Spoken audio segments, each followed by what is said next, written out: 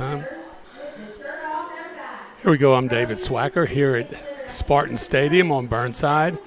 We're having pregame activities here with Shirt Off My Back and also Senior Night. We're going to join in as it's just beginning.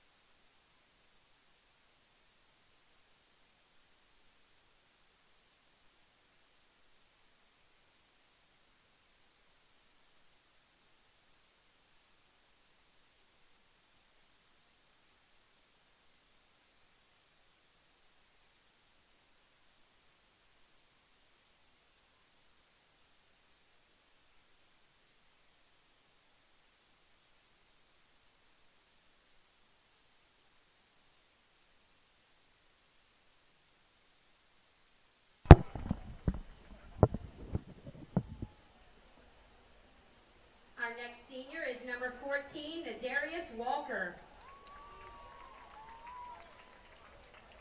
He is escorted by Demond Walker Sr. and Demita Walker.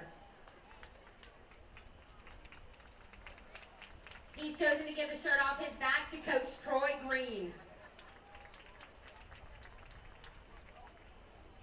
Our next player, number 20, Tyven Turner. Tyven's being escorted by Tina and Timothy Turner. And he's chosen to give the shirt off his back to Miss Carrie Minge.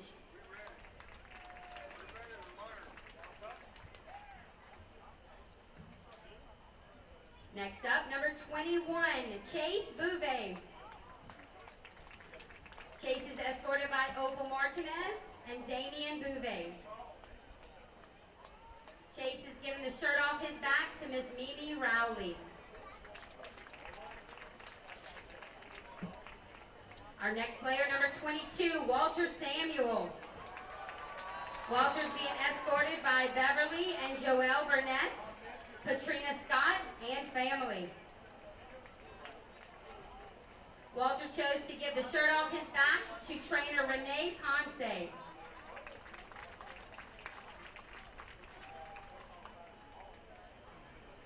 Next player, number 25, Joshua Perfect. Joshua is being escorted by Stacy and Milton Berry and family. He has given the shirt off his back to our principal, Ms. Lauren Avery.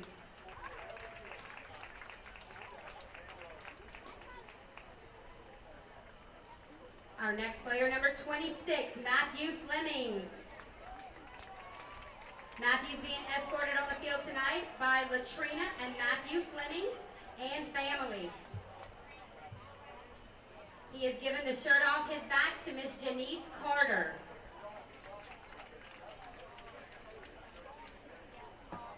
Next up, number 28, Darian Reddit.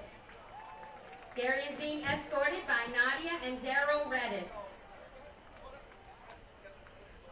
He has given the shirt off his back to Miss J.C. Gravois.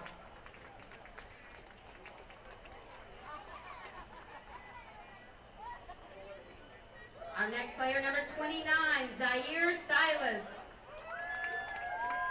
Zaire is being escorted by Kiana, Rowe, and brother and sister. He has given the shirt off his back to Coach Darnell Lee.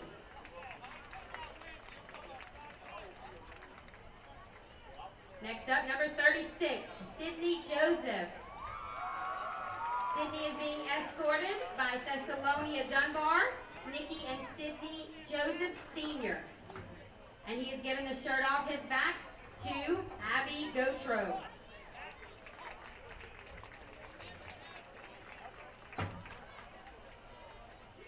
Number 40, Darren Irvin. Darren is being escorted by Amitra and Eric Irvin. Darren has given the shirt off his back to Assistant Principal, Miss Dineska McZeal. Number 42, Dante Dunbar. Dante is escorted tonight by Carol and Adam Dunbar and family. He's given the shirt off his back to Miss Hope Trigg. Number 43, Tyandre Hayes. He is being escorted by Tony and Bertel Hayes and family. He chose to give the shirt off his back to Miss Kim Wheat. Next player, number 44, Anthony Coleman III. Anthony is being escorted by Charmaine Desara, Ronnie and Anthony Coleman Jr. and family. Anthony gave the shirt off his back to Miss Taylor Lewis. Number 47, Keyshawn Beckett. Keyshawn is escorted by Shatrice and Stacy Beckett. And he has given the shirt off his back to Miss Nicole Root.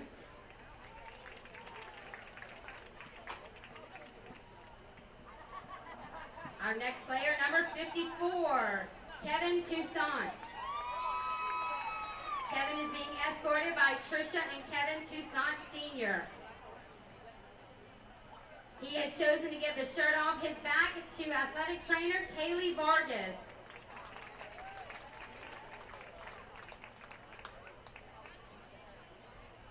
Next up, number 55, Chance Banks. Chance is escorted tonight by Bruce James and Candace Harris. Chance chose to give the shirt off his back to Miss Janika Simon.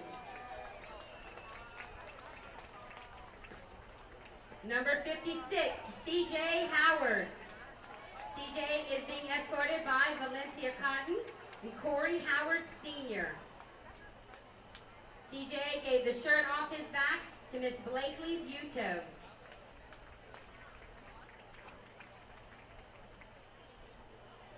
Number 63, Bentley Sheets III. Bentley is being escorted by Elizabeth and Bentley Sheets Jr. and sister. Bentley's chosen to give the shirt off his back to Miss Jamie Andrews. Number 71, Jackson Berthelot. He is being escorted by Mary and Derek Berthelot. Jackson gave the shirt off his back to Miss Beth Dugas.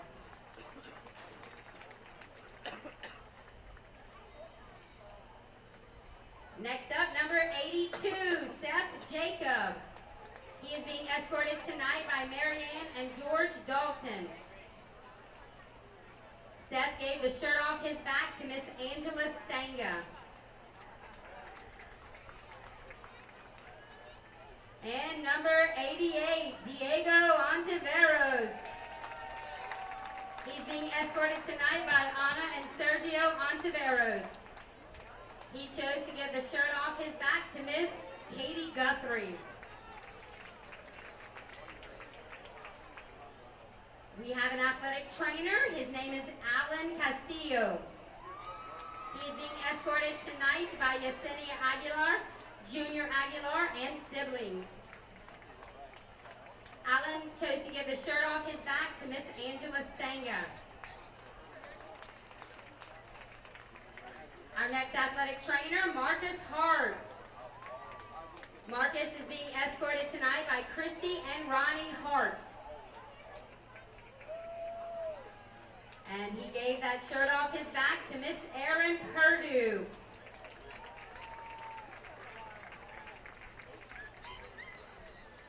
Our next athletic trainer, Stephanie Mendoza. Stephanie is being escorted by Josephine and Ildefonso Mendoza and siblings. Stephanie chose to give the shirt off her back to Miss Blakely Buto.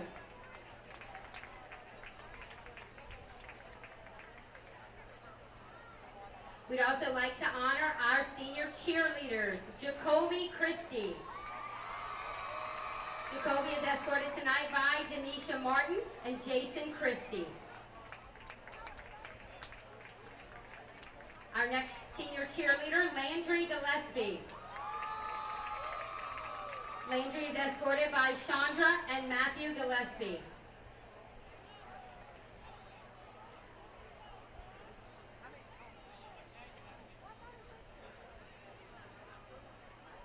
Our next senior, Javarius Holmes.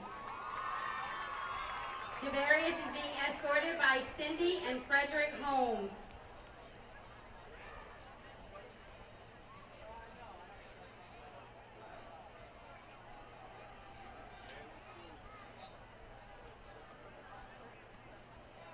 Our next senior is cheerleader Macy Holmes. Macy is being escorted by Melanie Holmes.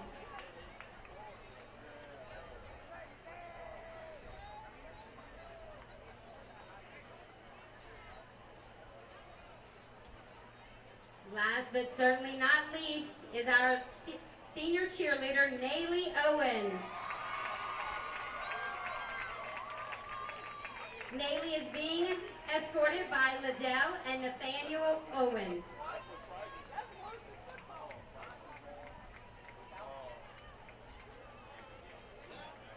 Congratulations to all of these seniors.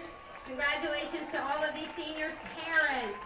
We'd also like to give a special recognition to all of the teachers who have devoted their time, energy, and love into these seniors and were honored with the shirts off their back.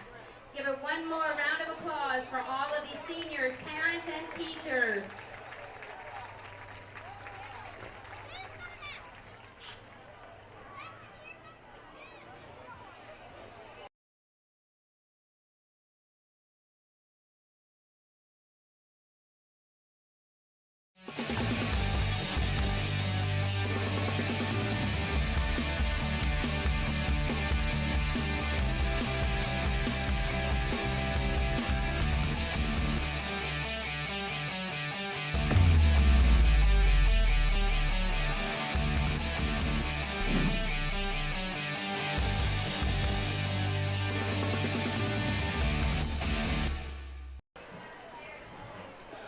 Welcome to football fans in Spartan Stadium in Gonzales for our REV Game of the Week.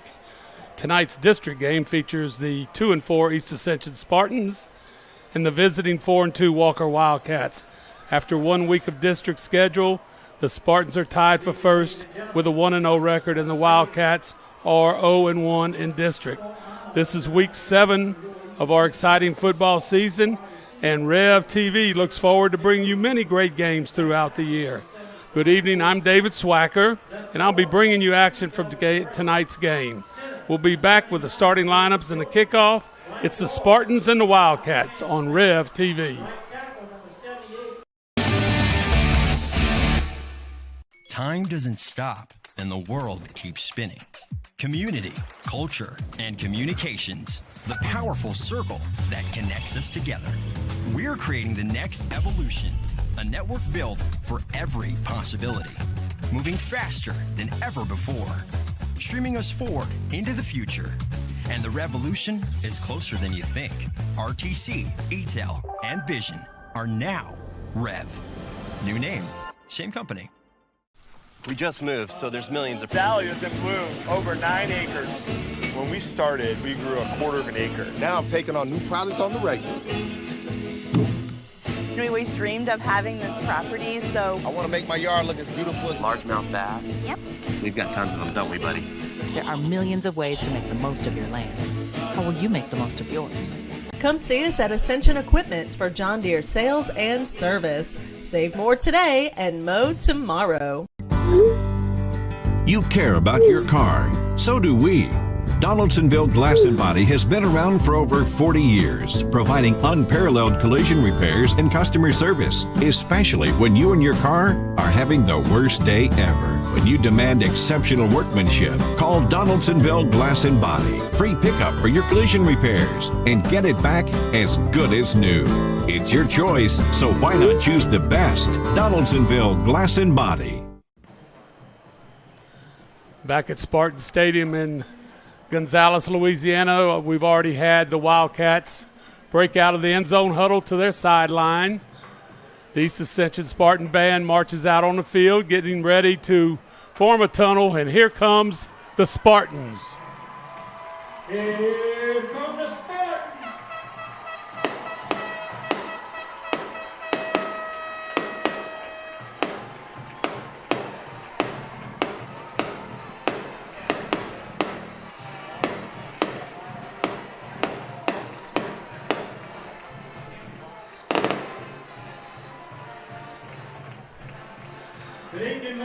Well, we have a big broadcast here. Walker supposedly, in many eyes in Livingston Parish, has a good shot of winning the district championship, being the best team in Livingston Parish. And then you have the East Ascension Spartans. They're thinking the same thing here in Ascension Parish. So let's introduce the coaches for each of these teams. You know, for the Walker Wildcats, Coach Mahaffey has been there 3 years now, on his 3rd year, and has a record in the 3 years that he has been.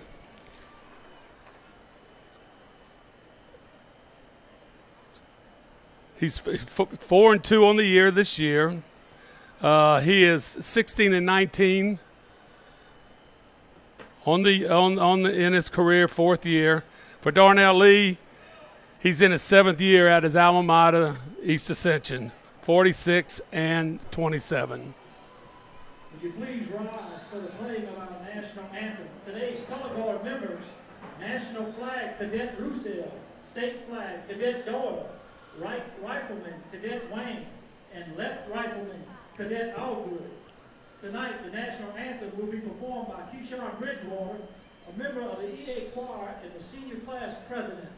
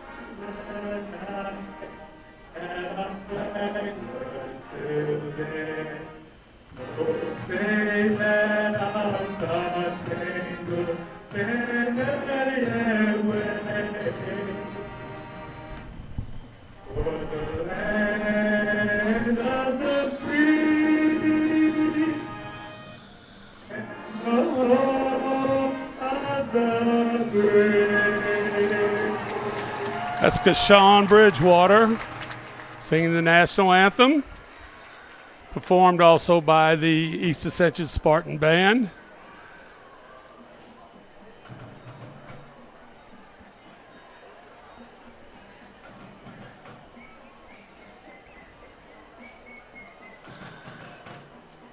Well, we have captains coming out for both teams.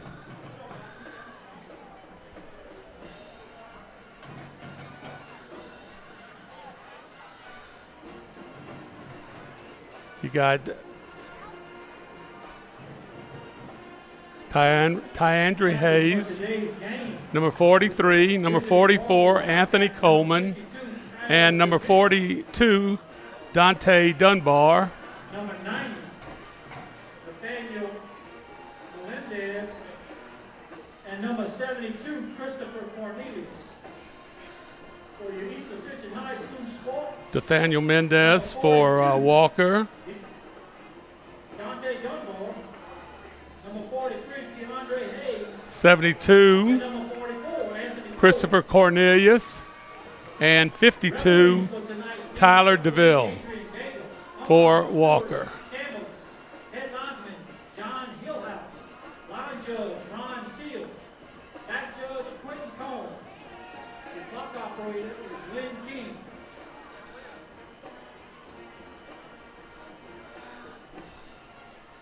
See who wins the toss, who's going to be on offense or defense first.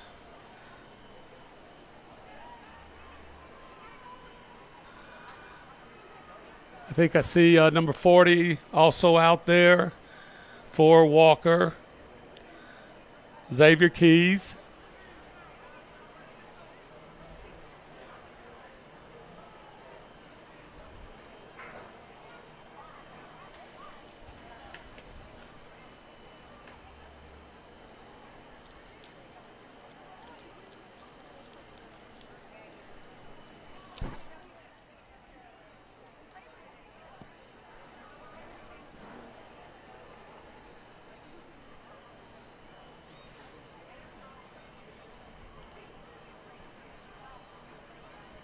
There's the flip of the coin by the referee.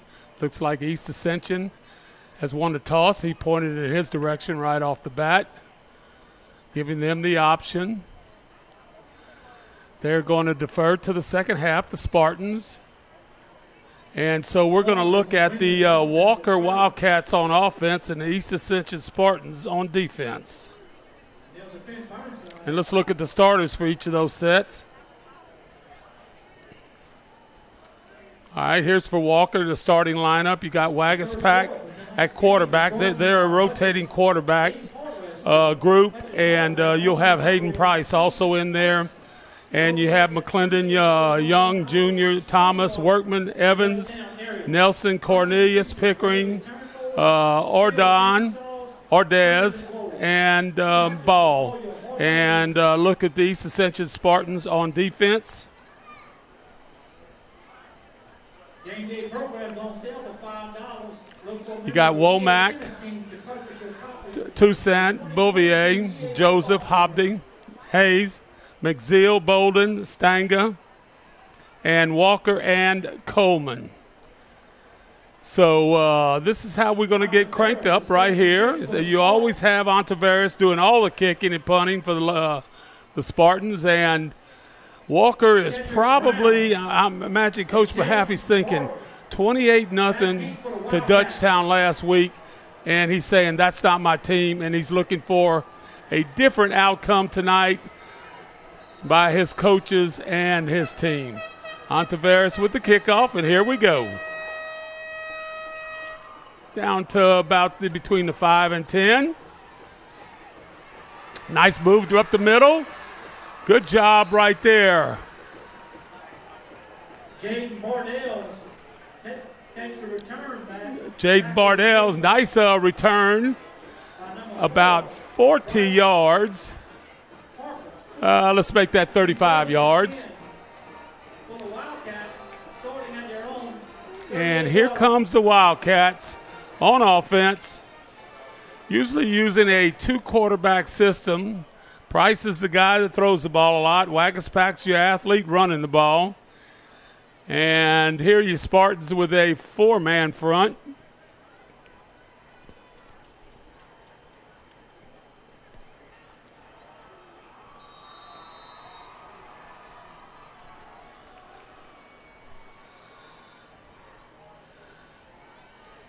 And the quarterback keeps it up the middle. A couple of fakes right there. Nice little play there for a gain of about 5. Stop was made by Tanner Stanger. Stanger on the tackle. 5 for the Wildcats, and they're on 43.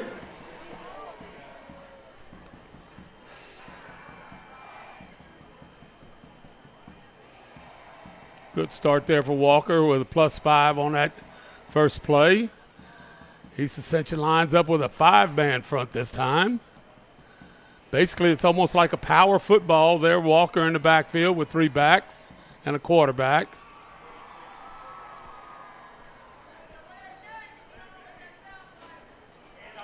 Fumble on the play. East Ascension picks it up, headed into the end zone, gets into the end zone for the score.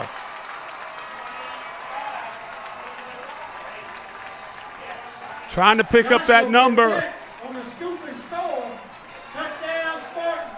Number 25 got that ball and headed to the end zone, going in the other direction. Joshua Burfeck, nice job right there on the score. That did not take very long.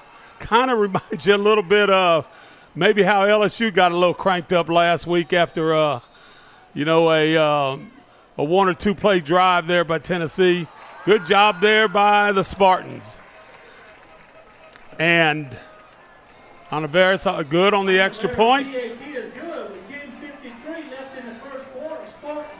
Boy, I know Coach Lee's going, I like the way we start this game. And, of course, on the other side of that deal is Chad Mahaffey does not like that.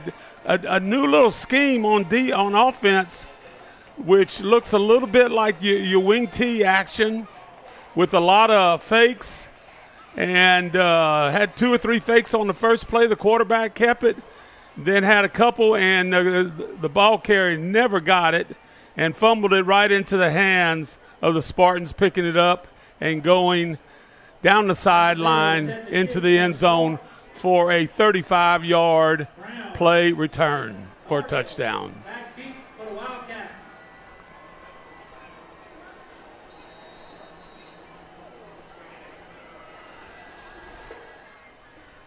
Ontiveros a little bit deeper, maybe 5 yards deeper. Right up the middle, out to the 25-yard line. Bardell's on the return. Now Bardell with a 20-yard return out to the 25. DeAndre Hayes. It'll be 1st and 10 for the Wildcats, and they're on 25-yard line.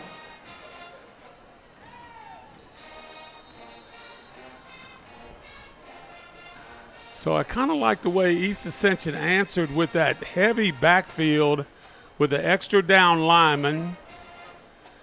And it worked out just fine, even though Connor Walker gave it to him on the fumble. And here you go. You have the same situation.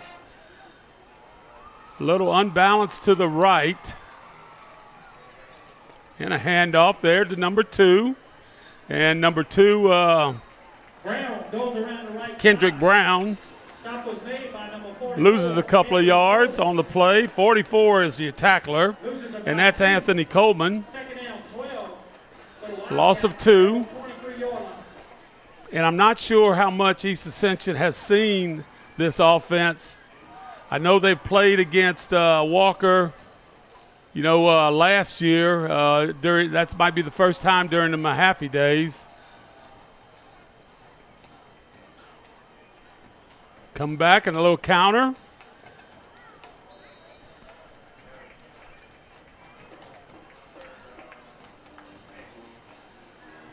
Ja'Cory Thomas goes around the right side. Well, Thomas, like a little underhanded. Stanga again on the tackle. Stanga's been on a couple of tackles early in this game. Now you got a 3rd and 9 situation. The ball's on the right hash, and you have a trips formation here to the right side or to the left side of the field.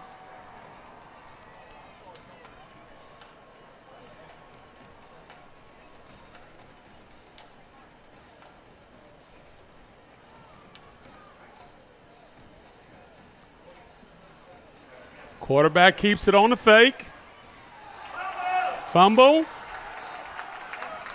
East Ascension picks it up. Young around the left side, fumbles. Recovered by the Spartans, number 23. Number 23 recovers it for the Spartans. There it is right there. Joseph Hobby on the recovery. Hobby, who also plays tight end. 33. And we have a Walker player down. Well, that's 2 fumbles in 2 series. And, right now, let's just kind of look here and just check and see East Ascension versus Walker the last 5 years. Remember, Coach Mahaffey's only been there 4 of those years, but he wasn't there during – you look at this and you see, a lot of points scored by the Spartans right there. But there's a big difference between 2000 2008. Basically, Chad Mahaffey was here for one of those years, 2021. You see last week's score by both teams, East Ascension over a rival game, 28-7, and Dutchtown 27-0 over Walker. And here we go back to the action.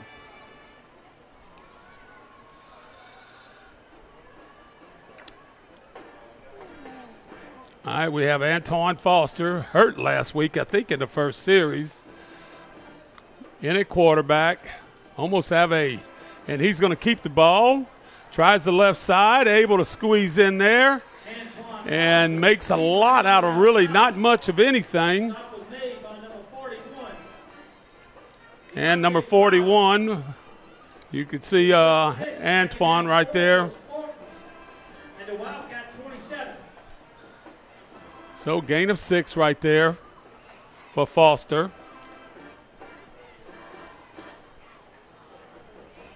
In the backfield with him is Samuel. We'll get to the offensive defensive starters when we get a little time here. Fake and go. Breaks through. Gets to the outside. Inside the 5. Down at the 5. Tackled by 39. Preston Hill. So watch the nice moves.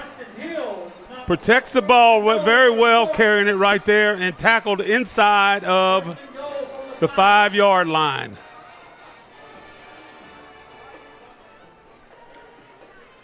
So Foster said this might be pretty easy.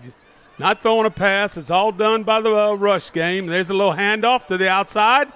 And Walter Samuels, does he squeeze in there? The outside line judge says, no, I have him down inside the 1-yard line. Watch Samuel comes in motion, hands to him, cuts up in there. Nice play there, tackled by number 27. And that would be Mark Hall.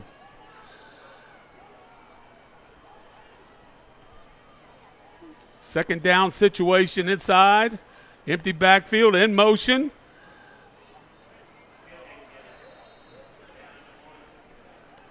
Foster keeps the ball right up the middle, and maybe a loss of 1 or 2. This is where, not trying to challenge Coach Lee in any way, but 22's been doing this for a bunch of years. Hand that ball to him, get that big offensive line in there blocking, and see what could happen with Walter Samuel handing the ball in a third down situation. There it is. Referee comes running in, right inside that 1 yard line. I think Samuel right off the bat thought he was going to just jump in there. And watch on the replay right here.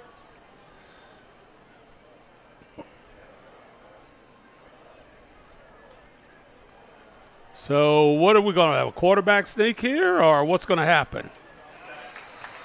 And Foster is in for the score. Boy, I'm going to tell you, this is coming out great. Coach Lee couldn't draw it up any better.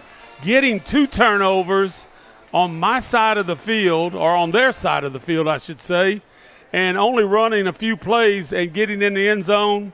And here we go now. Ontivarius is trying to make it 2 for 2. Ontivarius on the year, he is 12 for 12 on extra points. And make that 13 for 13 for Ontivarius. We'll be back in a second. Join us on Thursday, October 20th for the EA Homecoming Parade starting at 6 p.m. A pep rally at the East Ascension High School gym will follow the parade where the homecoming. Here's your District 5-5A records. That's Thursday, October 20th, East Ascension High School Homecoming Parade. Denham Springs has a very good year going. Here we go. They're 5-1, 1-0 in district. Here's your 3-way tie for first. Dutchtown 3-2, Santa Ma 3-2. And so you see what's going on right there. Let's get back to the kickoff.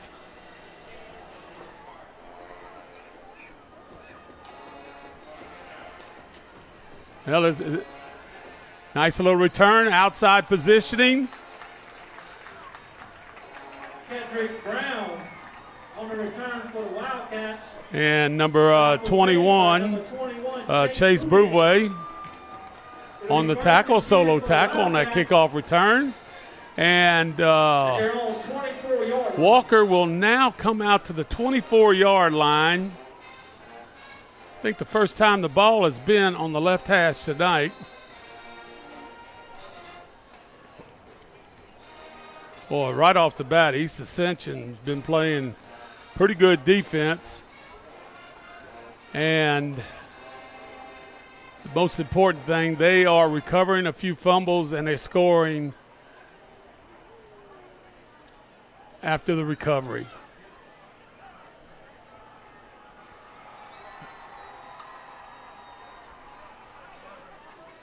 Oh, nice play right there. A little trap blocking, it looks like. 22 and 22 will be Clyde McClendon. And you see right there, nice little play by McClendon in the offensive line for Walker. Pretty good looking kids on the offensive line, and East Ascension counters that with a really nice group themselves on the defensive line. And here you go with a 5-man look.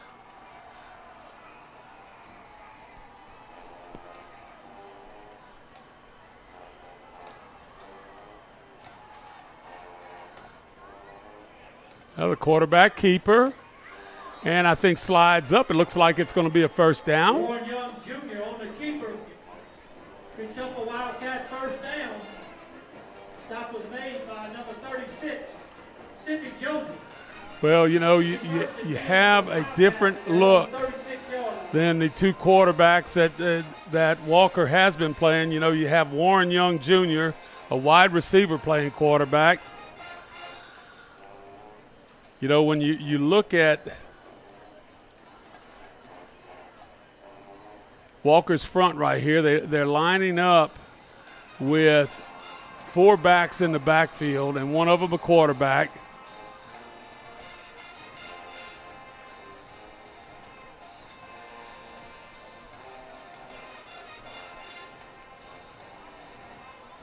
Sweep to the right. Breaking outside, down the sideline. Cutting back. Nice run for 45 yards on the play. Thomas goes around the right side for a big gain. And big Ja'Cory Thomas. Boy, look, watch this. Outside, just in and out of tacklers. Down the sideline with plenty of speed. It'll be 1st and 10 for the Wildcats and the Spartan 25-yard line. Yeah, Ja'Cory Thomas is their leading receiver with 19 receptions on the year.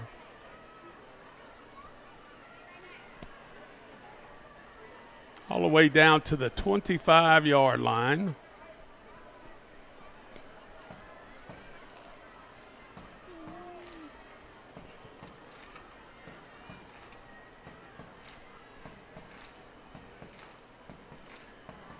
Young still your quarterback. Cut back on the inside, 22 with a carry. Cut back over the middle and down to the 6-yard line. Goes up the right side. Stop was made by Now that's McClendon. Watch him cutting back. You see pulling guards in there, and nice job there. You know, some people might say they're having a hard time figuring out where the ball's going, and that is one of the things that you want to do in this situation. A lot of it looks like a little bit of wing tee situation where you have some sweeps and a lot of cutbacks, a lot of misdirection.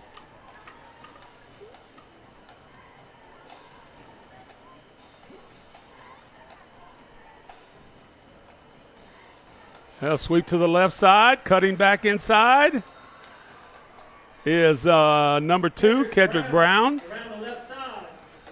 Brown all the way down, and you'll see this. Watch right here. Everybody pulling out there. Nice little hole he cuts up in. Down to the 2-yard line. 2nd down situation. Now we have an unbalance to the left side. Lined up where 3 and 48 comes over there.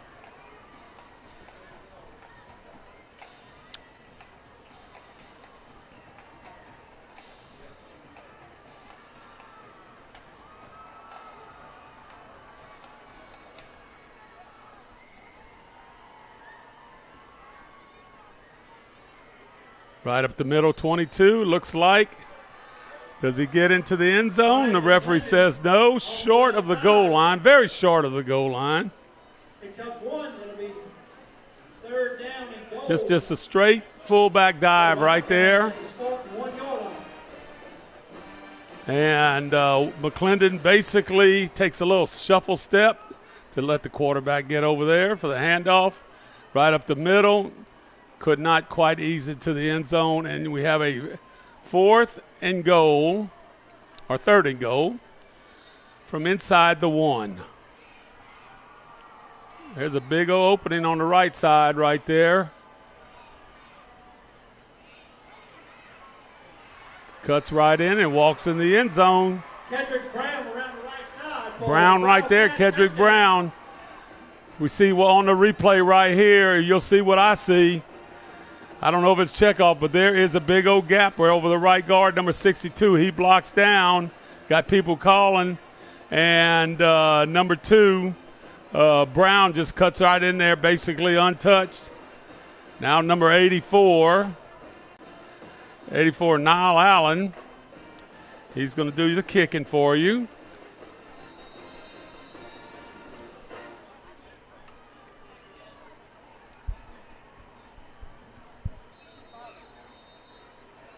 Now we got a little jump. See what the referee calls here.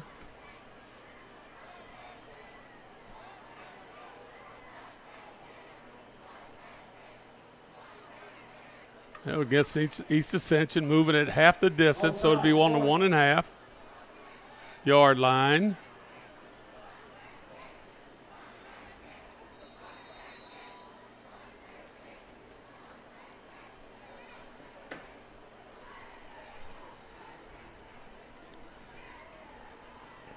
Allen still kicking.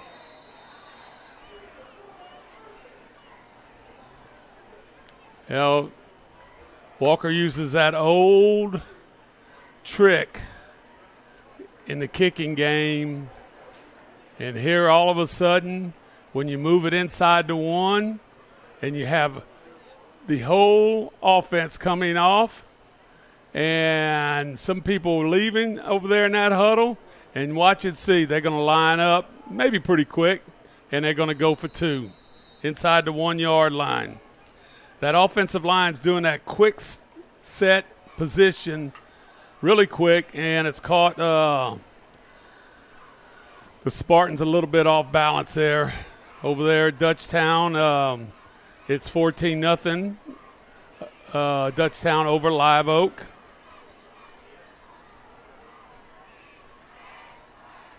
Still got it on the right side.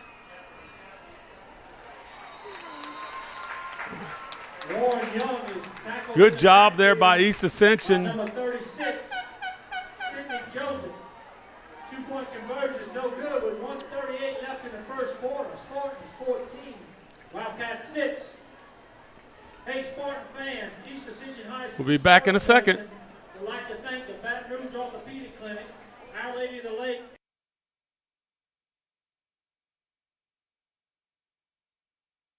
training medical coverage for tonight's game. Let's go and check out Certified athletic trainer to our school. last week's results and tonight's results, or games tonight. Last week's results, you see REV game, Dutchtown over Walker, Denham over Live Oak, and East Ascension over Santa Ma. And let's look at tonight's games right quick before the kickoff. And Live Oak at Dutchtown, Walker at East Ascension, and Santa Ma at Denham Springs. All right, here we go with the kickoff. Number 84, Allen is going to be doing the kicking here.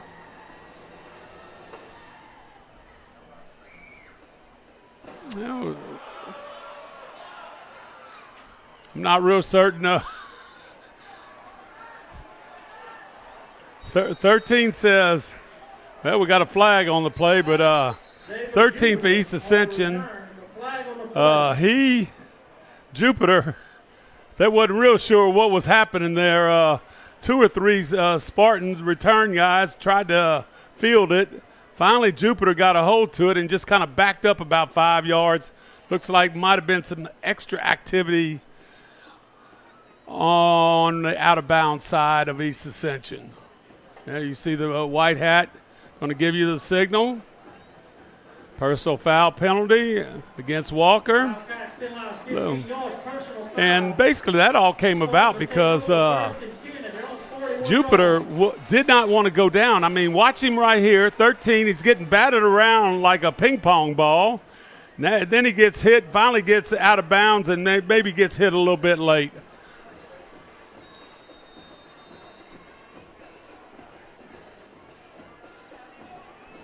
All right, here we go with Foster at quarterback. Foster at quarterback and Walter Samuel at running back. You basically have 2 receivers to the right, 2 receivers to the left. And looks to me like, well, Samuel right there. Foster trying to get out of the way of people and getting outside for about a 13-yard gain and a first down. It looked to me like, boy, if he could have got outside of here to the right.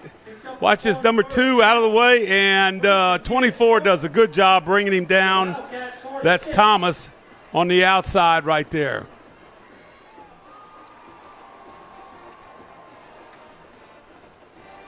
All right, we have trips to the wide side of the field to the left. And you could see linebackers look like they were coming. Pure man-to-man, no free safety in the middle.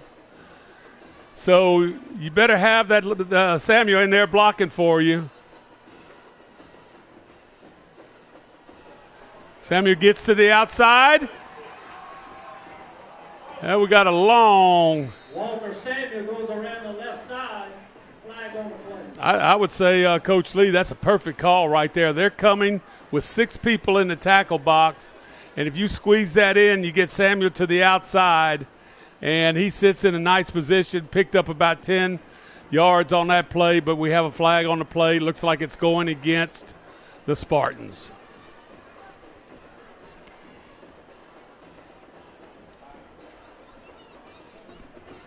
Well, we have a halftime guest tonight. And favorite time of the year for everybody at a high school, homecoming next week at East Ascension. And we have Carrie Minge, a teacher on the staff. She's going to be our guest, talking about all the activities and all the fun that they're going to have. Now you have a 1st and 20 situation for the Spartans. Less than a minute in the first quarter.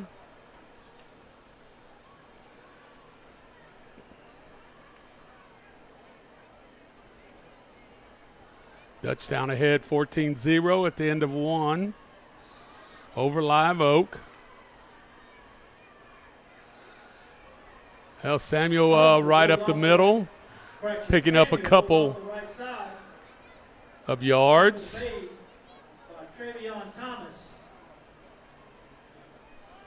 And probably, I imagine Coach Lee's just going to say, let's just wait this one out. I don't see the 40-second clock operating. They're on. Well, they're going to go ahead and run one with 17 seconds and running. 3 receivers might be going down to the left with the long ball.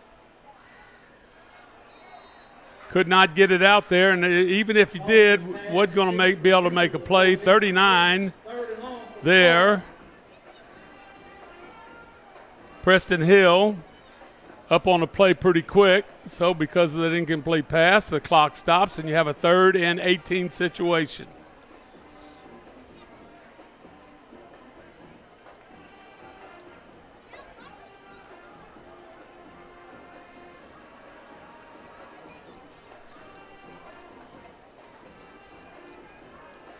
Denham Springs 14 at the end of 1, Sanama 7. Being played, I believe, at Live Oaks Field. Long pass down the field. Nice play. Almost caught there. Foster's pass intended for Chasson. Watch the long pass here by Foster, and right off his fingertips. Pretty good coverage right there by number 20, which was Bardell's.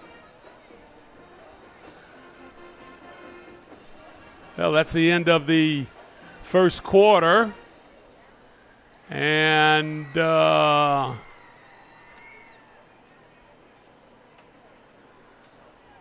end of the first quarter. Let's End of the first quarter. Scores: Spartans 14, Wildcats 6. The second quarter of tonight's game is brought to you by Bertrand's Pharmacy. Bertrand's Pharmacy is Let's look at East Ascension's schedule this year. Good old-fashioned care with modern conveniences is what Bertrand's Pharmacy. And it looks pretty bad, 35-13 at Zachary, but that was a very close game all the way to the fourth quarter. One of the few teams that ever could say beat West Monroe at West Monroe. Destrehan looks like they're really for real. Alexander, pretty good team. De La Salle, very good small school. And then, of course, they dominated at Sanama, and you could see what they have left here. So both teams have changed side. Ontiveros is back for the the punt.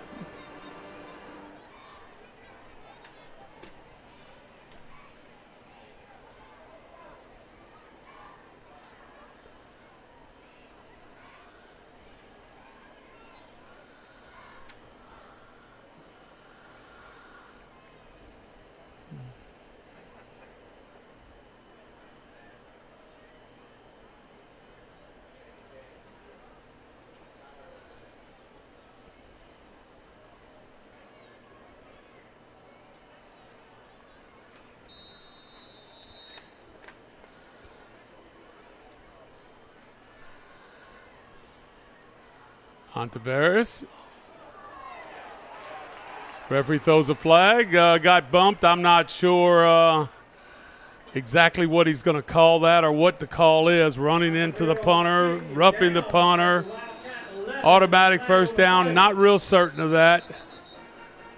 I see the white hat telling Darnell that's a 5-yard penalty, and do you want to decline that?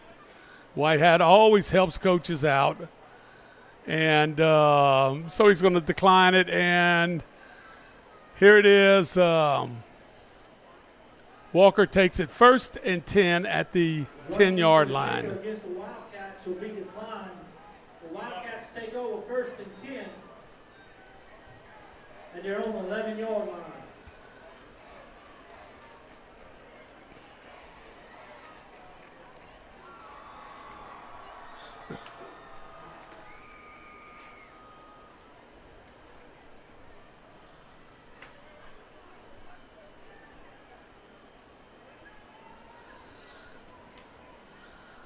You can't get much more than a full quarter left in this half.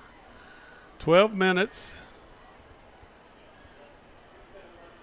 Should have had a little bit of time moved off that clock.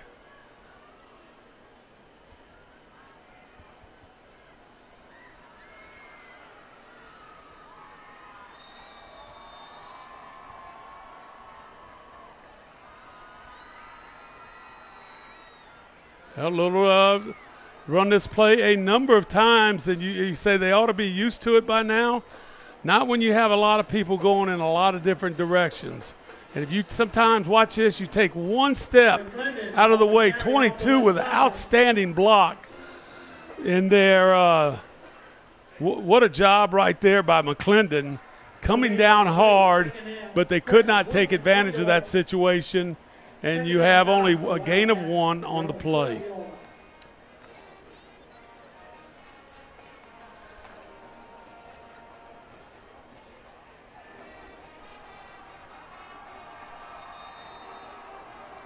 Well, 13 is at quarterback, Warren Young. As far as I know, no action for him at quarterback. Not real certain why Landon Wagaspack and Hayden Price are not at the quarterback spot.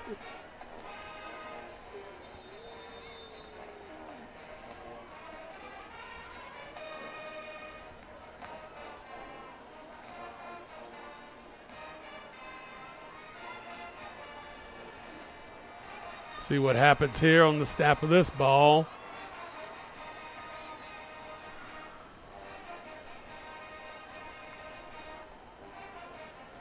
But it looks like Walker is taking some time off of this clock, trying to shorten this game if at all possible. There's a quarterback with a keeper getting outside. That's Young on the outside and getting a first down out of bounds at the 18-yard line. Check that, the 28-yard line. I tell you what, the offensive line and the backs that are in there, receivers, you know, the other personnel, they are doing an outstanding job on most of the plays with being consistent with the blocking.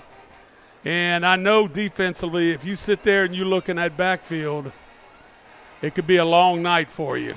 People going in every direction, and they've actually only ran a couple of plays, you know.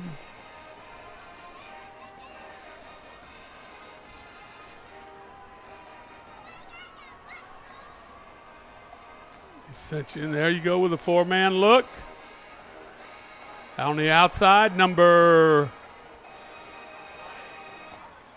well, what do we have here? The referee says East Ascension has just recovered a fumble right there on the Walker sideline. Drumfield goes around the left side. And that will be the 3rd fumble recovery of the night. Let's see if we can see this. 26 carries the ball. Look how quick he is. And 44 just pops up into his hands. And that's Anthony Coleman. He just pops up into his hand. We got a holding call also. They ought to be declining that. And East Ascension will have the ball 1st and 10 on the 28-yard line. So they've taken advantage. It's the 3rd fumble. They've taken advantage of 2 fumbles so far tonight. Not a lot of yardage having to get on both of these to get into the end zone. So let's see what happens with the Spartans here. Right up the middle. Foster, if we see this replay, watch Samuel right there. The ball gets off of his leg. Foster, he can't grab a hold to it. Then he gets down to the 11-yard line after kind of chasing that ball around in the backfield. 1st and 10.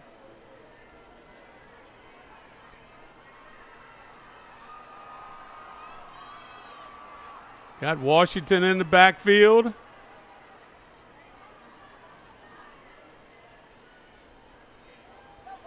Right up the middle. Walter Samuel goes off the left side. Down to the 5-yard line. Watch right up the middle. You can see this opening. He sees it. About 5, 2nd down 5 for the Spartans. And the Wildcats 6-yard line. 6-yard line, correction.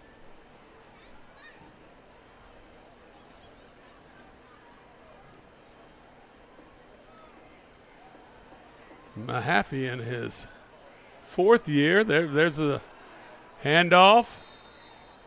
Samuel goes off the right side. Picks up 1. 3rd down and 5. Stop was made by number 25, Evan King. Well, you're going to have a 3rd down situation and 4, and 3 maybe. And the Wildcat 5-yard line. And it could be a possible 4-down situation, even though you have a very good kicker on your sideline.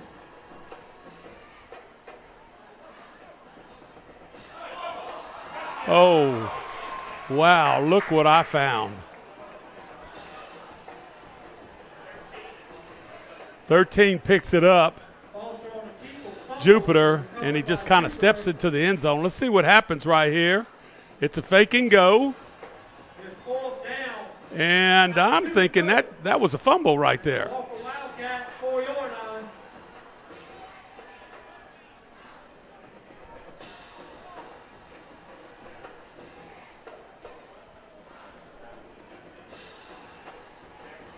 Well, you have some big people in there with Foster, Washington,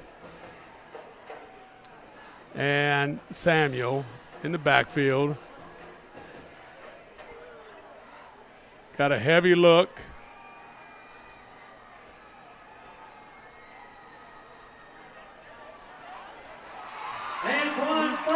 Well, what a run right there by Foster. Following his blocks, you'll see some outstanding blocks on this side because it's almost like you could tell. Watch this. I'm going to the left. Samuel just comes over there. He's a lead blocker.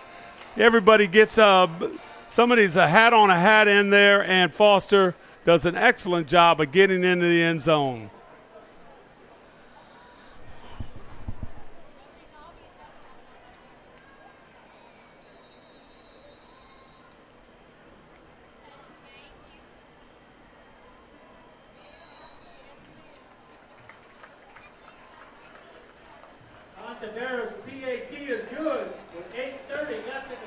Well, that's 14 for 14 for Ontiveros on the year. Outstanding job.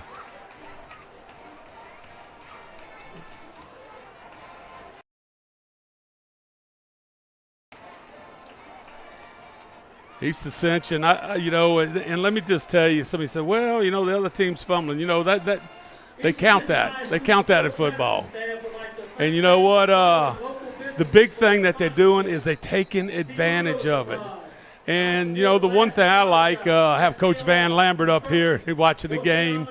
But one thing I like is you saw Jupiter down here. The ball was fumbled. He just picked it up and went. He didn't dive on the ball. You saw what happened over here. In the first series, they pick it up and head down the sidelines.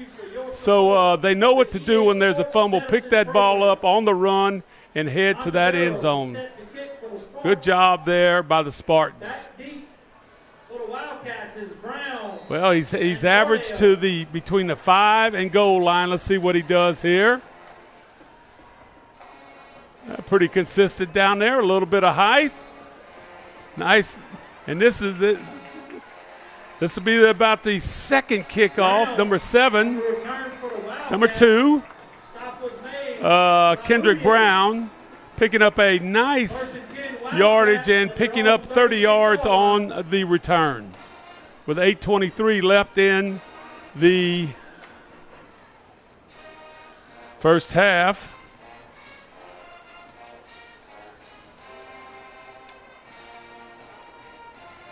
Remember this, East Ascension, they deferred to the second half, so they're going to be basically got the football to start the game after a couple of plays by Walker, and are going to get the ball to start the second half.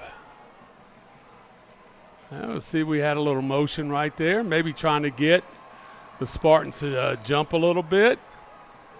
Let's see how many fakes we have right here. We got right there, handoff, straight dive play.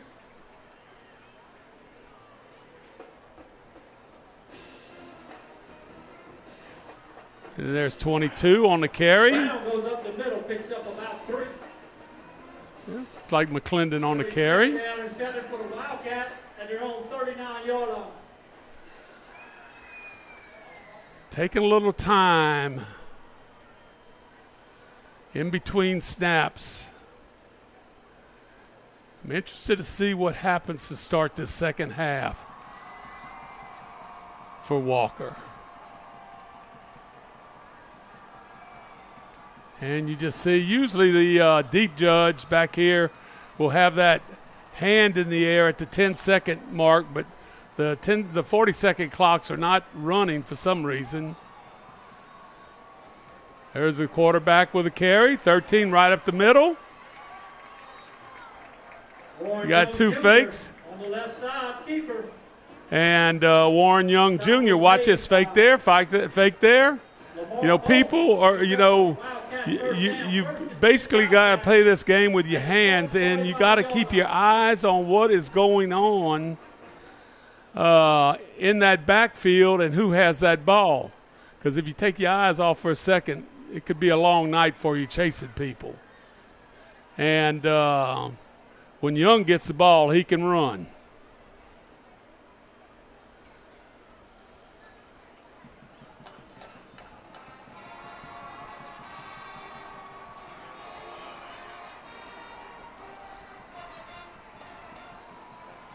You have an unbalanced situation here. 2 receivers on the line of scrimmage on the right. Straight dive. Picks up a couple right there. McClendon goes off the right side. McClendon. Anthony Coleman. Nathan Allen on the stop. Picks up 1. Second down 9 for the Wildcats at the Spartan 43.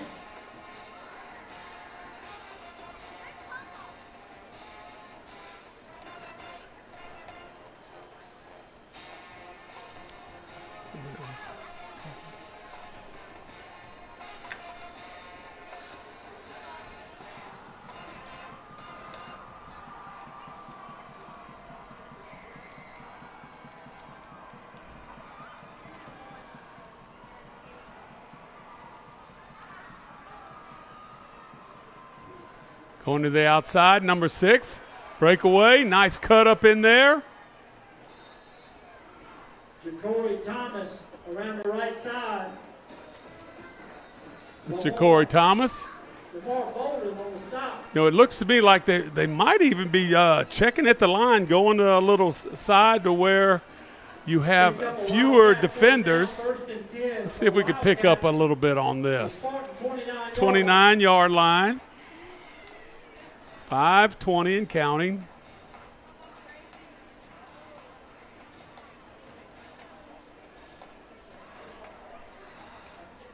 Remember, we'll have at halftime Kerry Minge going to talk a little bit about the activities at EA next week for homecoming. Little trap. Mike McClendon goes around the left side. Stop was made. McClendon there for a pickup of 4 on the play. Picks up about 4. He's second down and 6 in the Spartan 25.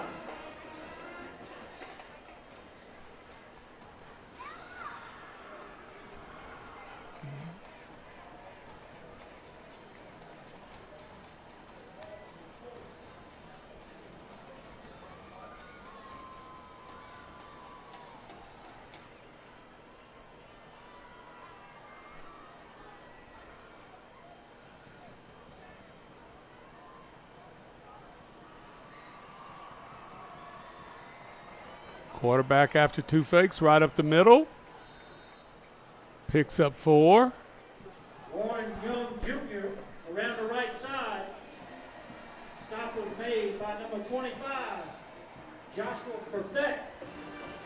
Oh. 3rd down and about 3 yards to go at the Spartan 21.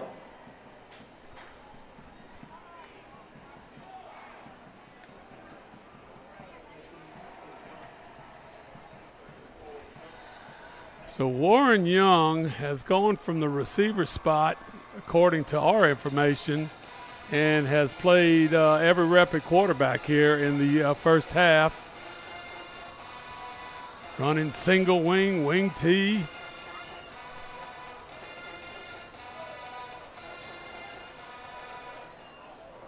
Yeah, we got a legal procedure against Walker. It'll be a 5-yard penalty. That'd be 3rd and 6. 5 yards for false start. Backs him up 5. Be 3rd down. You know, Coach Mahaffey, a lot of success at U-High. For the Wildcats. And I would say this, not that it takes, you know, a lot of courage in changing an offense or running something different or whatever, but his kids it looked like they have bought into it, and even having the issues of the fumbles 3 times tonight, they're still battling away and are moving the football here on this drive, which has been for this entire quarter. There's a little counter.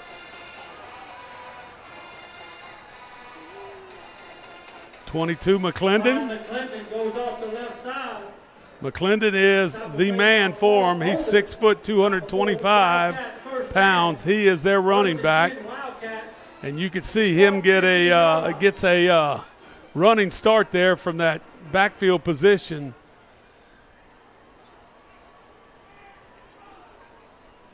Can make a lot of plays.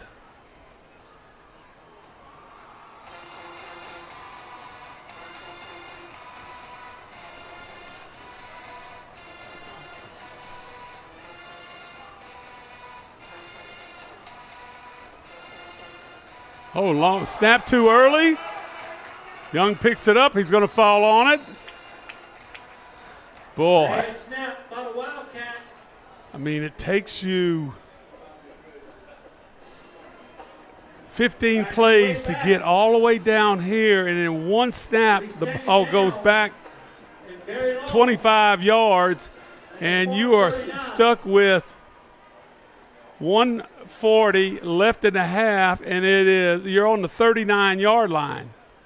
Basically, you can get a first down, but it has to be at the 4 or 3 yard line. Let's see if we have a little pass here. Haven't thrown one yet. And 6 right there in the backfield.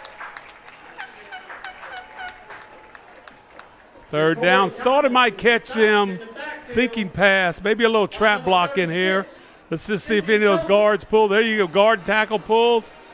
Nice job there by East Ascension. 3rd down, very long for the Wildcats.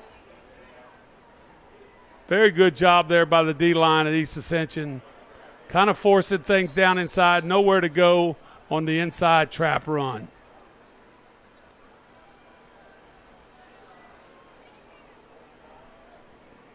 Timeout, Spartans. Well, East Ascension's done an outstanding job stopping and taking advantage of mistakes that Walker has made tonight. And so now you're in a situation where it's third and you need, well, third and 38. So you could complete a long pass and may not be able to get a first down. But third and 38, and so you got to see what is East Ascension going to do. First, I want to see, can Warren Young come out and throw a pass, because he hasn't had to do that all night long. Is one of these other two quarterbacks, Landon Wagaspack or Hayden Price, if they're available, are they going to come out and make throw?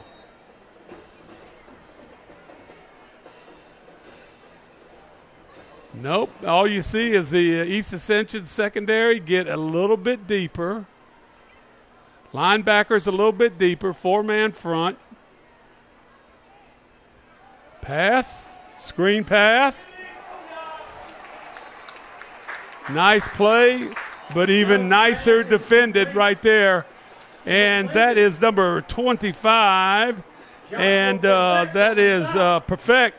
And he played that play about as perfect as could be. Ball was complete, and there he was right there to make the solo tackle. 42 seconds. Well, the Spartans answered the call.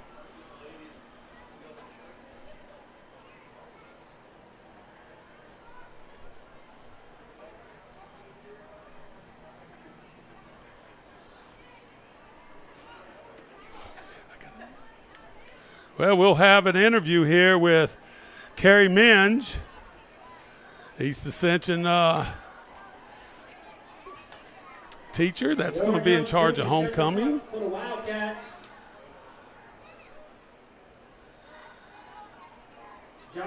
Well, we're going to punt the ball right here. Walker is.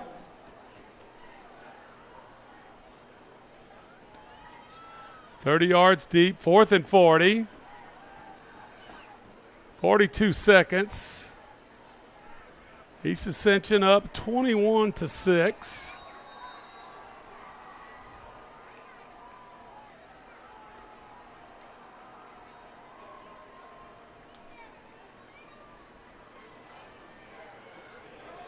Good job of letting that go and not fielding that. And the clock stops with 33 seconds, so it's going to be 1st and 10 for the Spartans. With 33 seconds left in the half.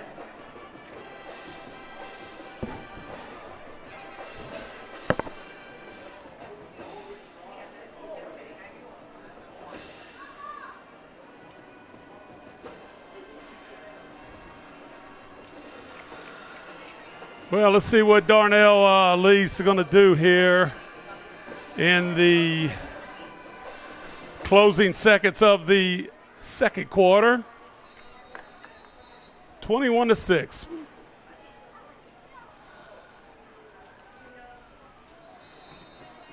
We just got a little long snap count right there, drawing the Wildcats off sides. Encroachment against the Wildcats. Cost them 5 yards, 1st and 5 with the 25. At halftime, it's Dutchtown 21, Live Oak 0.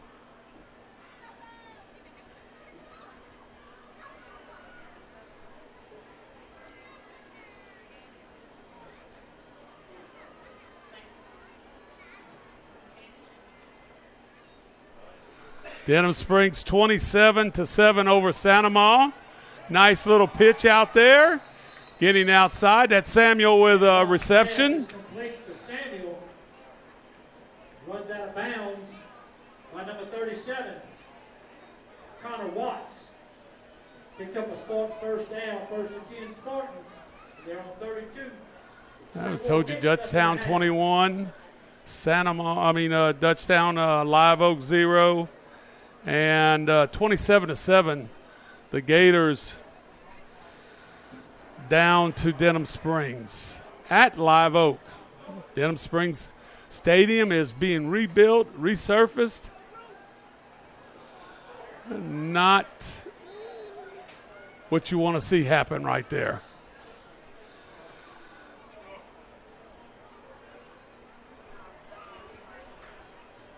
You don't want to punt, that's for certain. But, you know, you're sitting here, 3 timeouts left for Walker. And so if East Ascension doesn't get a first down, you're going to create a third down situation and maybe get them to where they have to punt. And this could be a play for Walker to go into halftime and to start the third quarter in the second half. Out to Samuel right there with a little pitch. Ought to stay in bounds. There you go. Tosses pass complete to Samuel. Clock's running. It's stopped by number 82, Kentrell Scott. That's the end of the first half. Spartans 21, Wildcats 6.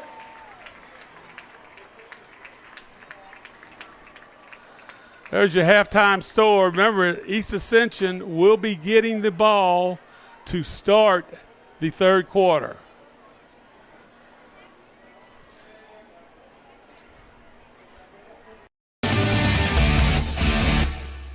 Time doesn't stop, and the world keeps spinning.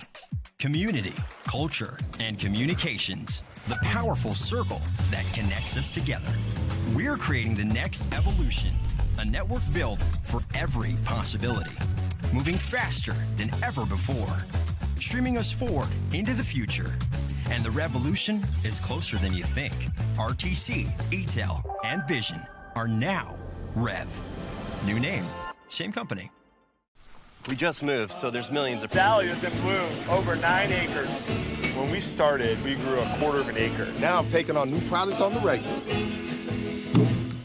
We always dreamed of having this property, so... I want to make my yard look as beautiful as... Largemouth bass? Yep. We've got tons of them, don't we, buddy? There are millions of ways to make the most of your land. How will you make the most of yours? Come see. We begin with the Spartanets. Our first Spartanet is Mackenzie DeLone, who is escorted by Christy and Jimmy DeLone.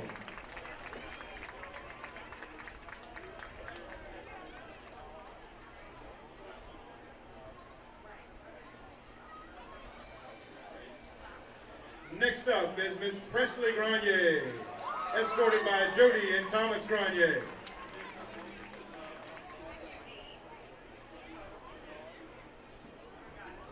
Our next Spartanet is Miss Abby Lestage, escorted by Cherie and Mark Coupel and Chris and Kristen Lestage.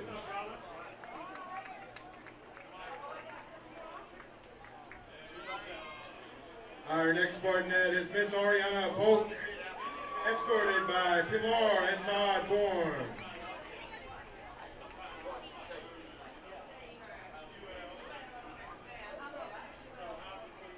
Our next Spartanet is Miss Allie Richard, escorted by Leslie and Rob Richard.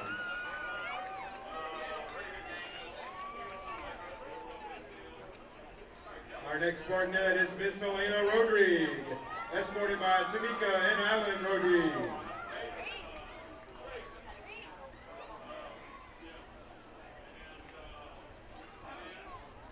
And our final senior Spartanet is Miss Kaylin Woods, escorted by Danica and Adonis Woods.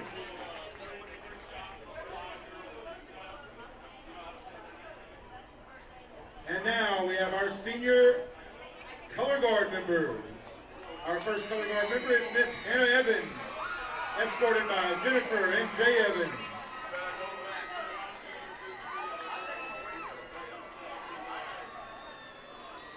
Next is Miss Milana Johnson, escorted by Tiffany Mitchell.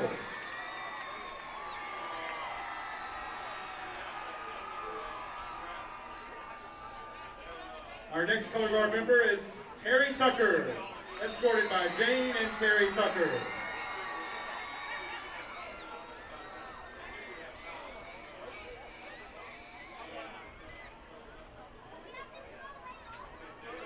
Next up is Miss Shaylin Wheaton, escorted by Shania and Aubrey Wheaton.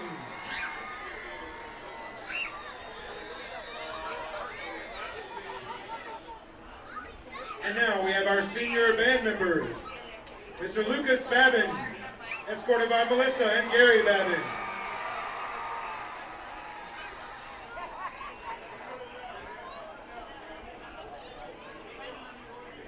Next up is Eddie Calderon, escorted by Danira Lujan and Enrique Calderon.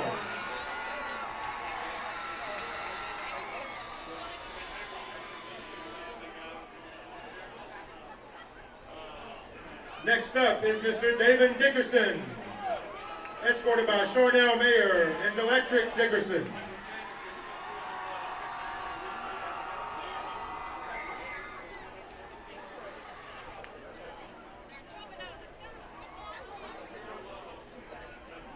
Next up we have Miss Elena Dollar, escorted by April Lucas and Victor Dollar.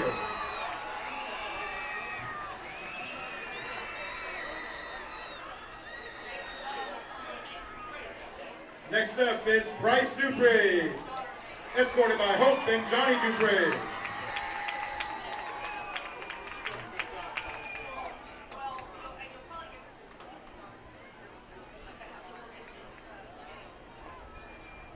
Our next band member is Miss Evelyn Gardner, escorted by Amanda and Aaron Spelling.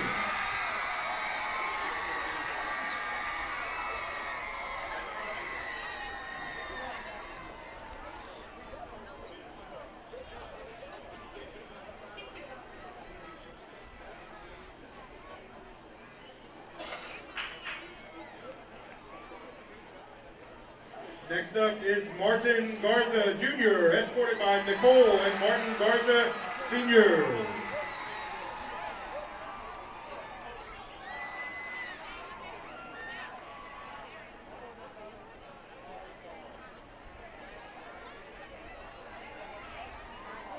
Next up is London Greenfield, escorted by Rachel Flood and Michael and Misty Greenfield.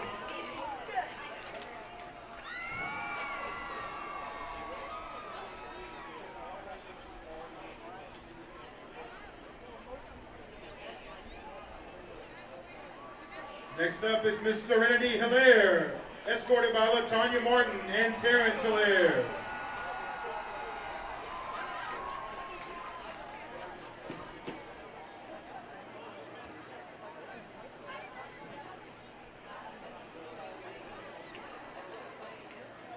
Next up is Brandon Jones, escorted by Michelle and Josh Jones.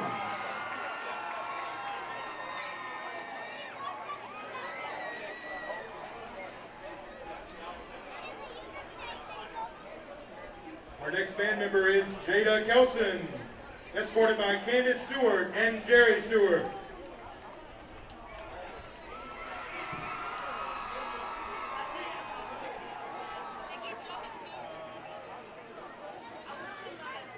Next up, Miss Hannah May, escorted by Lisa and Andrew May.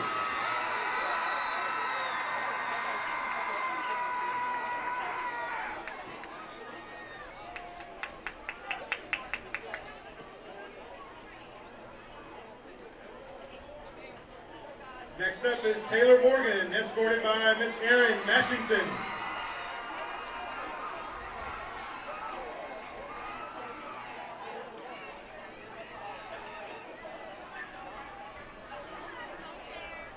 Our next band member is Avery Hockman, escorted by Jessica Hockman.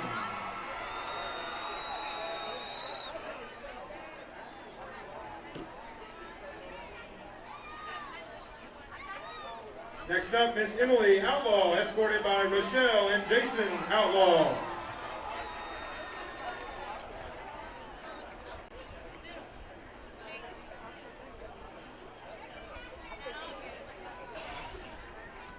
Next up is Miss Abigail Reed, escorted by Nicole and Marvin Reed Jr.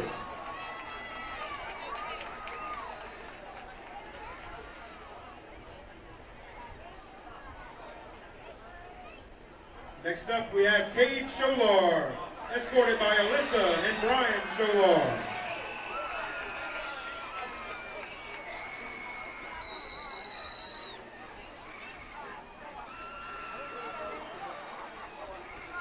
Next up, we have Mary Shows, escorted by Vanessa and Jeremy Shows.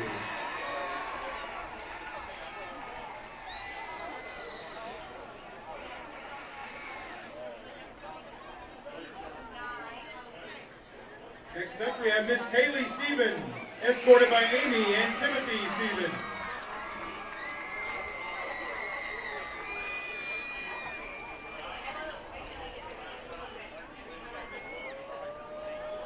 And our final senior tonight, Brooklyn Stutzman, escorted by Verla and Roy Stutzman.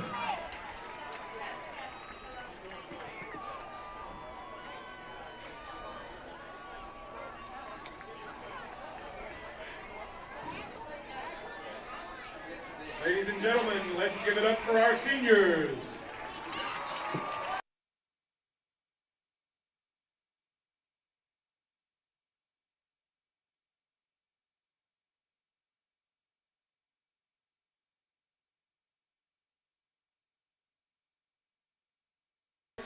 You ready? All right, here we are at halftime. East Ascension ahead 21-6. I have with me Carrie Minge. We're going to talk a little bit about what's going to happen at East Ascension next week, because next week is homecoming at East Ascension. Carrie, thanks a lot for coming out and joining us tonight. Let's get started right here. First of all, how long at East Ascension? I've been at East Ascension for 8 years now. Oh, great. And your teaching responsibilities are what? I teach history, world history, U.S. history, and AP government and politics. Oh, Lord. Mm-hmm. And so what is this other thing that are you like in charge of homecoming? I do help with homecoming as well as a couple other activities and groups on campus, yeah. Good deal, good deal. And so we have how many girls nominated for the homecoming I guess, what do you call that? The court. The court. We have court. The court. Yes, we have 17 girls on court this year. All right. And so when you have the 17 girls, how are they selected? So any senior girl who is interested in running for court fills out a form. You have to be a part of some kind of group, sport, club, something involved in the school. And then from there, these juniors and seniors vote out of that list for who will be on court, and then from also will make queen. Yeah. And so the juniors and seniors are basically the people that are doing the only voting. Correct. Okay. All right, let's look at the pictures of the girls that we have. You'll see it right here. Mm-hmm. And let's go around. Why don't you introduce these girls? Okay, so on the top we have Macy Holmes, Stephanie Mendoza, Katie Frank, Carolyn Irving, and then on the bottom we have Allie Richard and Presley Grenier. All right, and the next group is Ashley Crum, Emily West, Kate Rills, Andronia Jones, Charity Dunbar, and Trinity Lewis. You're doing a great job so far. And then last group is Mackenzie DeLone, Kayla Lacoste, Paris Simon, Deandra Davis, and Takia Mitchell. And so when are these girls going to be when is the queen going to be announced? Queen will be announced at halftime of the game next week on Friday on the field. And, every school kind of does it their own way or whatever. But that sounds like, you get all the people at the game and then you announce it. It's a kind of exciting time for everybody. What about the new thing to me is the king of homecoming? Yes, so we have actually a parade on Thursday night where the homecoming court and the different spirit groups parade around, down Irma Boulevard, up Burnside. Right. And then after the parade, we will have a pep rally in the gym. And at the pep rally, that is when we crown the king. And he is elected by the senior football players. And this is when he gets to be surrounded by 15 or 17 girls? Yes. Lucky him, right? Lucky him. Yeah. Lucky him. Mm-hmm. Okay. Nice deal. So how many preps you have this year in your academic classes and stuff like that? Just 2. Okay, good. It's not too bad. Okay. No, not bad at all. I've been teaching for 16 years total now, so it's. Oh, okay. And you went to East Ascension, or you came from? I came from Baton Rouge, but the rest of my whole family lives out here. Okay, good. All right, so Carrie, what do you think of the first half so far? I think that we're looking good. We have a few things that we need to fix, but I think Antoine is doing better. I was very impressed with him so far. We had a little pep talk, actually, before the game. Oh, really? Mm-hmm. So were you one of the teachers that were selected? I was by Tyvon Turner, but I also taught Antoine last year, so I usually try to give a little pep talk to any of the guys I see. Because during the day. Antoine last week, I believe, got hurt like in the first series that they had the ball, and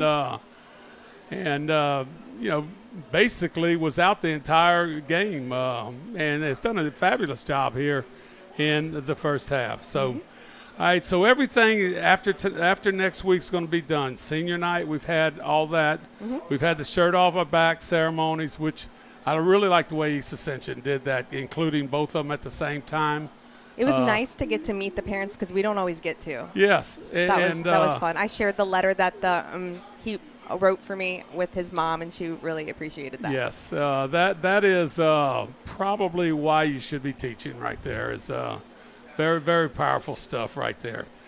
And so next week we'll have you on, and we'll see the results, see exactly who is going to. And, let's go over this before we leave. Next week, just like most all the other high schools, you have the activities weekly. Let's talk a little bit about each one of those days. So our actual dances theme is Once Upon a Time, and so we pulled the different spirit days from that theme. So Monday is Heroes versus Villains. Tuesday is Dynamic Duo or Twin Day. That's one we do every single year, and the kids really get into that one. I remember my first year at EA. That was like something that I was like in awe because almost half of the senior class all came in the same theme. It was really amazing. People don't understand this. Kids are a lot smarter than you think they are. They thrive on things like this. They really get into it. It's great. And what else do we have? So then we have Blast from the Past, Decades. Day I'm going to wear my stuff from high school because I still have it. And then we have Disney Character Day, Once Upon a Time. And then my favorite is Too Much Blue. I love to see them come, and they come up with some very creative ways to make sure they're almost covered from head to toe in blue of some kind. And any problems with all the construction going around that's going to affect the parade, the pep rally, or there's a little bit. We had to rework the parade a little bit from where we normally line up, and the entrance to the gym is a little different, but I think it's going to be great. I'm actually pleasantly surprised on how little the construction has really, other than us having to have a pep rally outside last week, it hasn't really impacted us too bad. And East Ascension is playing next week. Denham Springs. Denham Springs, yes. And they're beating Sanamo 27-21 right now. That's going to probably be for the district championship. Could be. Dutchtown may have something to say about that. Thank you very much, Carrie. Thank you. You have a good night. Appreciate all your hard work there at East Ascension. I know you had to put up with my wife there for a number of years. She's my favorite. She was my admin, actually. Yeah, she's my favorite, too. Good answer. Good answer. All right, take care. Thanks. Thank you for all you do, because a lot of times the teachers kind of maybe hide a little bit, and it's really fun to watch the teachers get with the kids. This is shirt off the back night's my favorite yes. night. It makes us feel really special when they select us. Big night for the teachers. People just don't understand what that letter means to a teacher. So thank you very much for everything. Thank you. Go Spartans. All right, nice job there, Carrie. Good job, and appreciate all your hard work there for everything that you're doing there with the homecoming activities. That is massive. And just like Jolie Hartman told me yesterday, here we had the homecoming for Sanamo High School. Then the next week we had the EA game.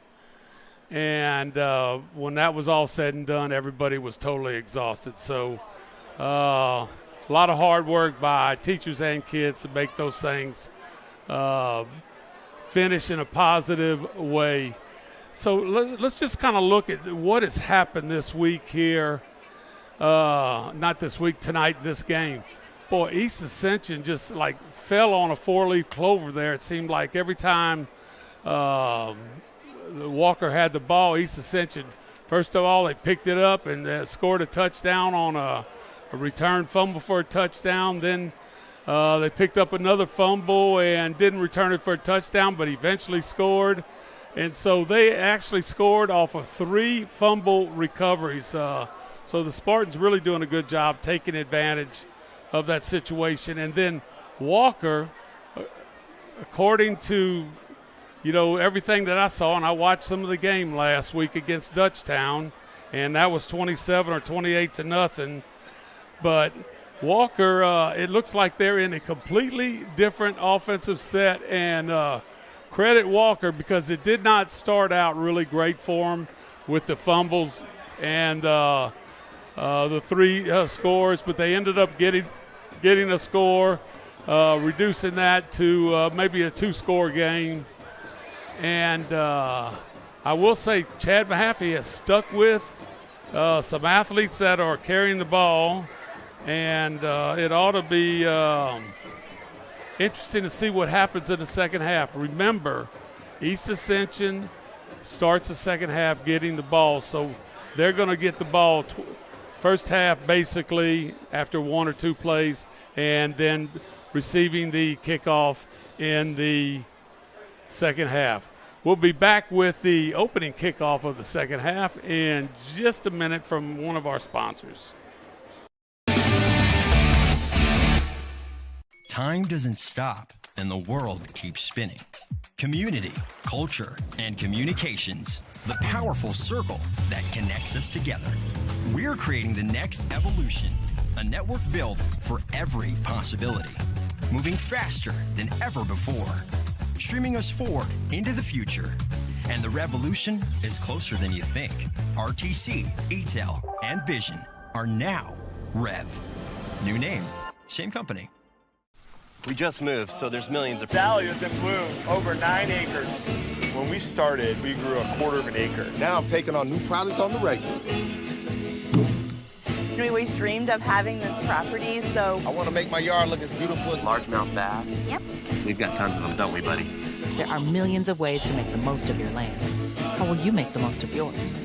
Come see us at Ascension Equipment for John Deere sales and service. Save more today and mow tomorrow. You care about your car. So do we. Donaldsonville Glass and Body has been around for over 40 years, providing unparalleled collision repairs and customer service, especially when you and your car are having the worst day ever. When you demand exceptional workmanship, call Donaldsonville Glass and Body. Free pickup for your collision repairs and get it back as good as new. It's your choice, so why not choose the best? Donaldsonville Glass and Body. The A-Team at Eustis Mortgage, here to serve all your home lending needs. Our company is a Louisiana-based family-owned mortgage company. Our mission is to provide custom-tailored mortgage solutions while educating our clients and providing the highest level of customer service during the transaction. Whether you're buying a home or looking to refinance, we would love to be of assistance to you. The A-Team at Eustis Mortgage is a proud supporter of Ascension Parish Athletics.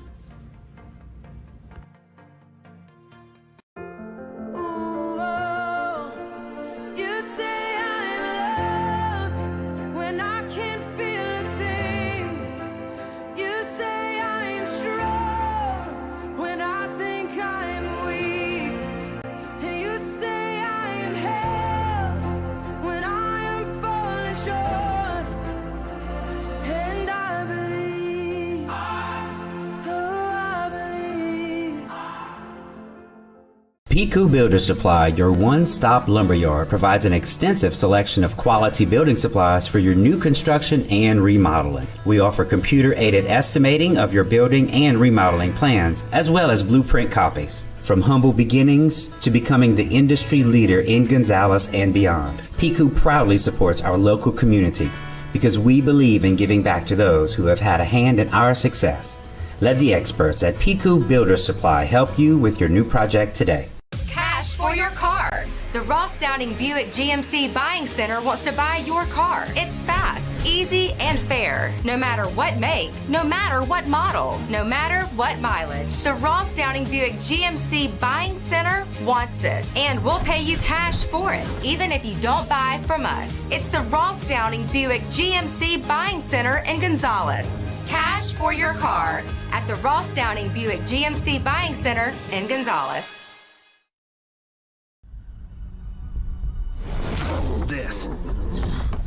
This is a walk-on athlete.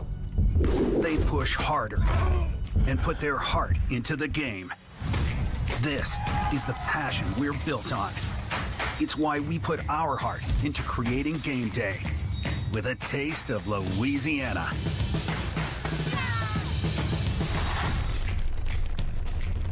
Walk-ons, we live for this. Well, we have the kickoff here to start the second half. Fielded at the 18 by East Ascension and brings it all the way up to the 31-yard line. I'd like to make a correction here is that you have Dutchtown ahead of Live Oak 21-0 at halftime, and Denham Springs up at Santa Maria 27-21, and that is at Walker High School. And the reason why Denham are playing all their home games at different spots over there in the Livingston Parish is because their field is being returfed and their stadium is being rebuilt. So here we start the third quarter. Spartans up 21-6. Jumping over someone. We need to watch that one again. That's what Samuel said. This reminds me of some track events. Watch this. Little sweep right there, little block, jumping over the tackler, getting by the first down marker, and picking up an extra 4 yards. Samuel, that was pretty impressive.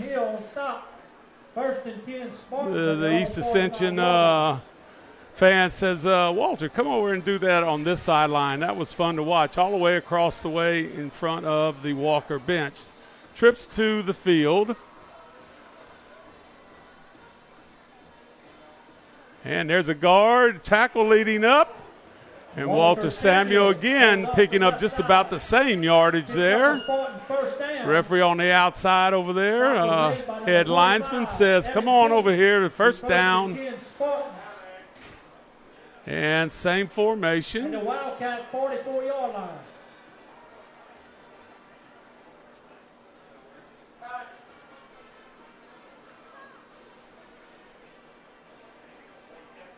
Well, fake and go by the quarterback. Nice job right there. What are some productive plays here. Antoine Foster fakes to 22, which is Samuel. And Samuel goes and throws a nice block in there. Good job there, Walter. So 3 plays, and you're getting 40 yards out of 3 plays.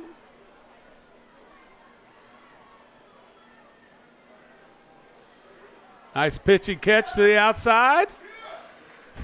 And not able to make, call this number, but Jupiter, if you would have seen the catch that he made in the Santa Maria game for 70 yards, nice pitch and catch, one-handed grab by Jupiter and scoring on the long pass. Boy, what a play.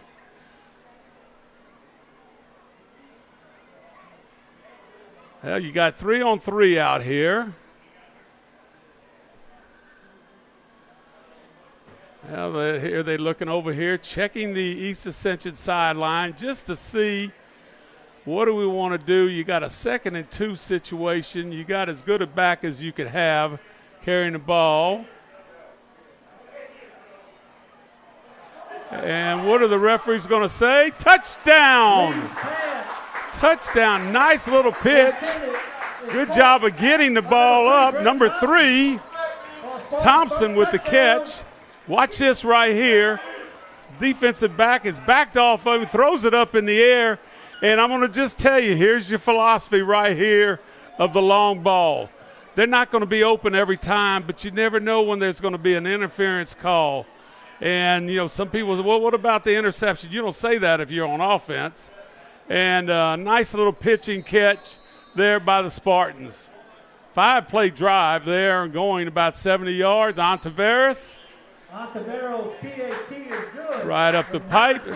Here he is, 4 for 4 in this game. And so that puts him 15 out of 15 on the year. Tonight's game is brought to you by Snow's Seafood and Steakhouse.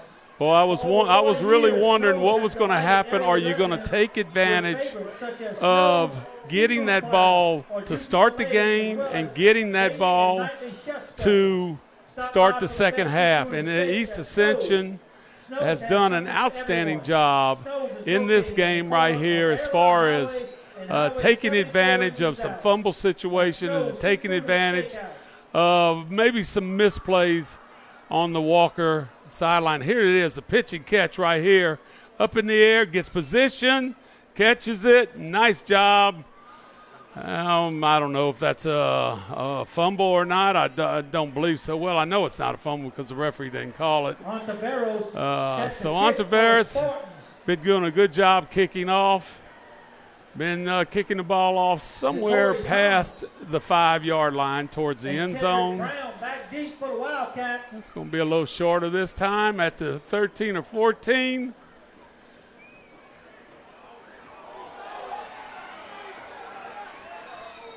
And nice little run back there by number 6, Ja'Cory Thomas.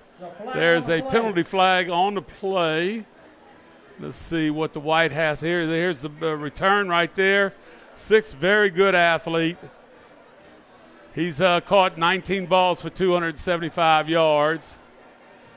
Wildcats penalized 10 yards for holding. Holding, that is a spot foul, so they're actually losing about 25 to 30 yards on this play.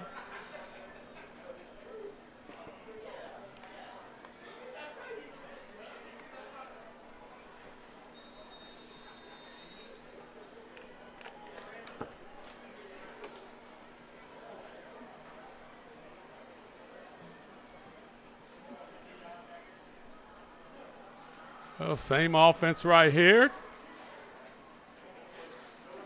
Thomas, Warren Young on the carry. Goes off the right side. And, if you missed it, Warren Young's on the handout I got is a wide receiver. He's moved to the quarterback spot. And Ja'Cory Thomas and Clyde and McClendon have been your running backs. And you get that action every once in a while where you get a little quick motion to see if you can get East Ascension to jump off sides, make it a little better situation for them. A lot of misdirection, a lot of people pulling. And we have a penalty flag on the play.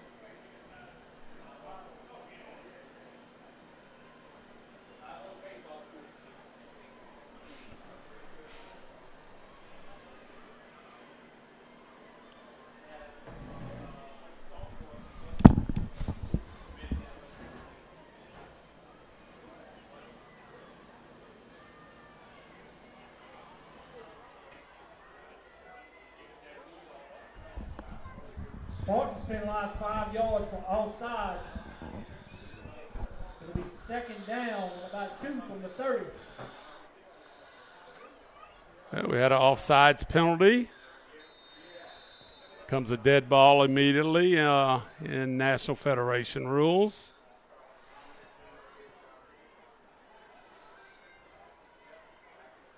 Jalen Lee came in and threw that pass. I'm just getting this correction.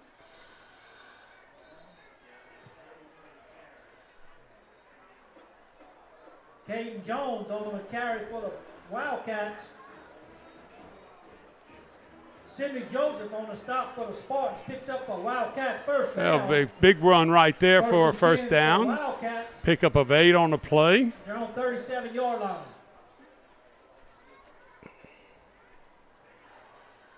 So missed that one completely on the touchdown pass. Jalen Lee. Nice throw into the end zone. And for the touchdown.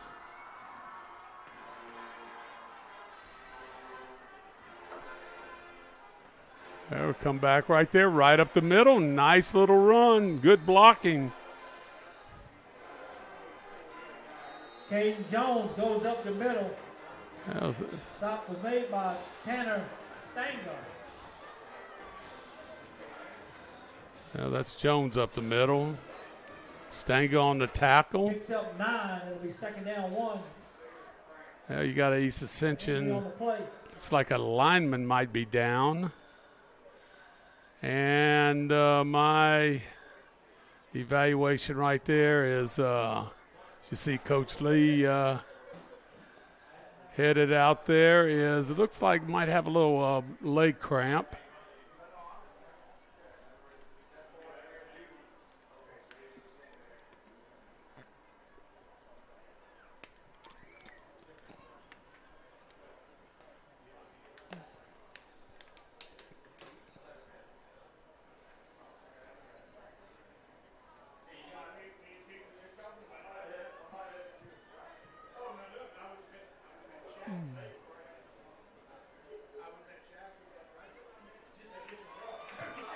That's Kevin Toussaint, the injured Spartan.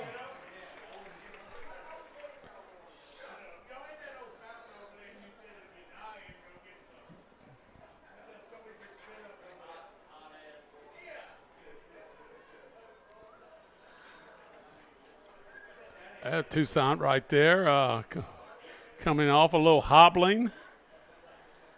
He'll get some fluids in there. It might help him out a little bit.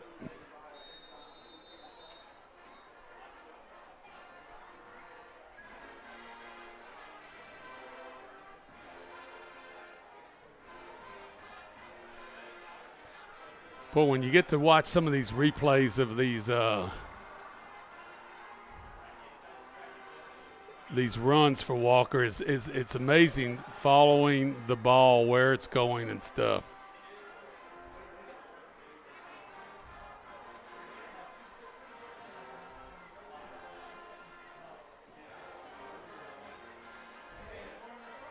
Yeah, taking a while before that's the official with a hand up.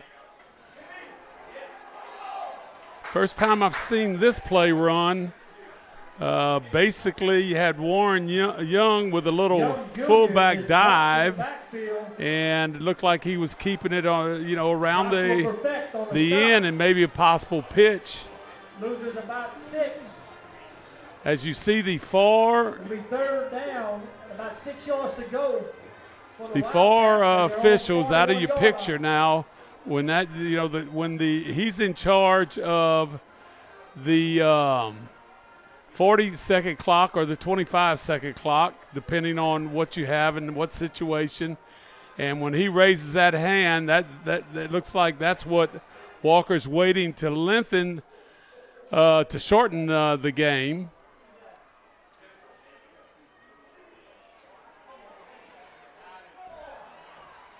Well, East Ascension does a good job. Doesn't make the tackle right off the bat there, but number 6, Ja'Cory Thomas, who's their leading receiver on the year. Well, one of their leading receivers.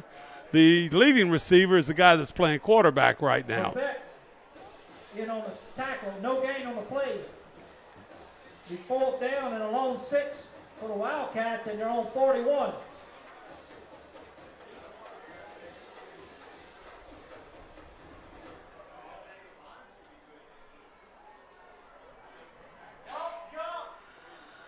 Well, you have a 4th and 6 situation.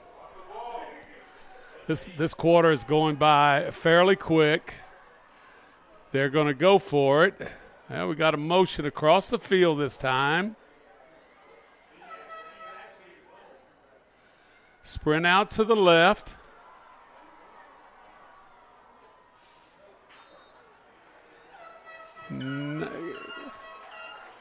And incomplete pass. Spartans will take over on downs. It'll be 1st and 10 Spartans. And East Ascension goes out at midfield with a 1st and 10 situation.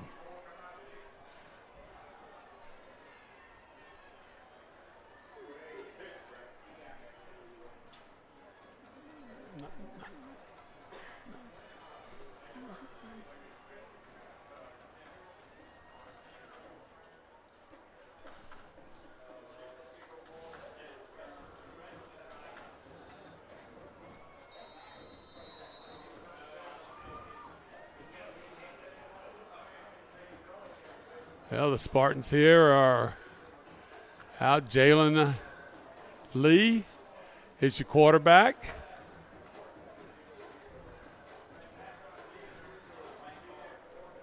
The quarterback that played the first half is now your running back. Let's just see just exactly what's happened. We got a little drop back pass. Looks like Jalen Lee's arm was hit on the attempt. Foster did an outstanding job of just knocking that thing away. Watch Foster get out in the flat right there. Got hit. Jalen Lee, and Foster just knocks it away. Good job there by Foster. Good job by rush by the defensive end, number 82, Kentrell Scott for Walker.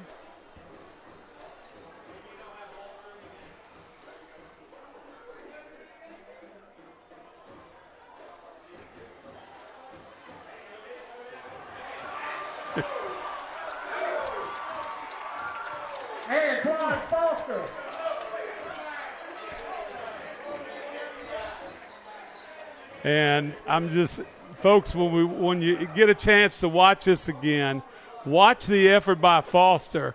But when it's all said and done, right here, you got the whole offensive line down there. The whole group was, the effort that Foster was given, the offensive line and the rest of the receivers said, I'll get involved in this and help you out. Now, there's a penalty, I think maybe one of the offensive linemen a little late hit. But I enjoyed watching the effort. Spartans penalized for blocking the back. Still picks up enough for Spartan first down. It'll be 1st and 10 Spartans at the Wildcat 31.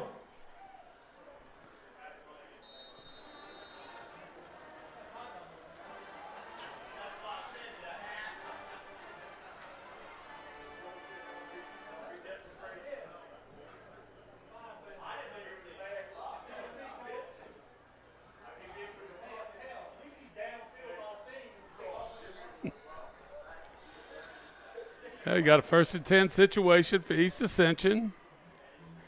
Taj Washington in the backfield. Pass complete to number 2. Lee's pass is complete to Ja'Cory Mitchell. Picks up 5 yards. It'll be 2nd down and 5 for the Spartans at the Wildcat 26-yard line. 2nd and 5 situation. I'm looking at Walker, and no free safety. There's one backing up now. And you could easily throw this thing out here just where you are running the ball right now. And Xavier Jupiter goes around the left Jupiter says, I can handle this. Watch how nice this play is. There's nobody out here to block for Jupiter, and he just turns up in there. The force defender there was not in the picture.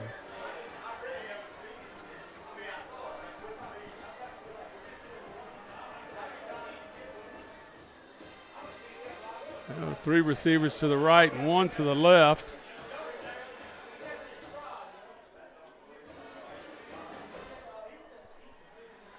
East Ascension up 28-6 and going in for another score here possibly.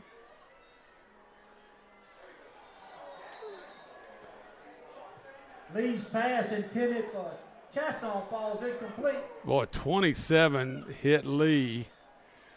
27 for Walker, which would be Mark Hall. Nice job, Lee, coming off the sideline. Boy, tried to throw a slant right there and was close to just being an outstanding play. Well, no, this is Lee back in the game. Jalen Lee.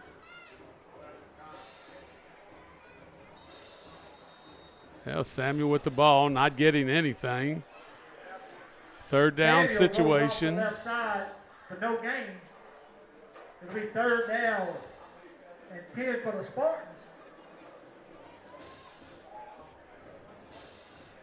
Call on the stop for the Wildcats.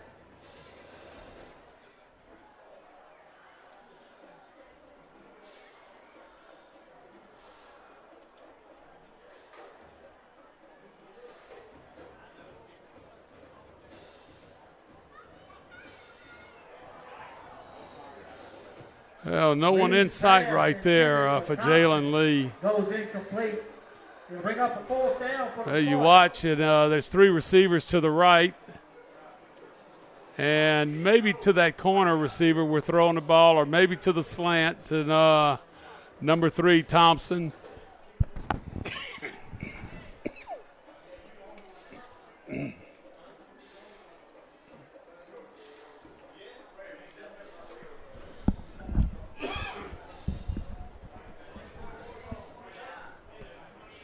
Tavares here trying a 30-yard field goal, and it is good. Diego Tavares field goal is good.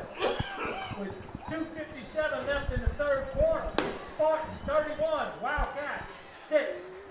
Well, look what you got going here for our REV game of the week coming up the next couple of weeks. Dutchtown at Santa Ma. Denham Springs at East Ascension. Boy, that's going to be a big one. Then in 2 weeks, EA at Live Oak and Dutchtown at Denham Springs.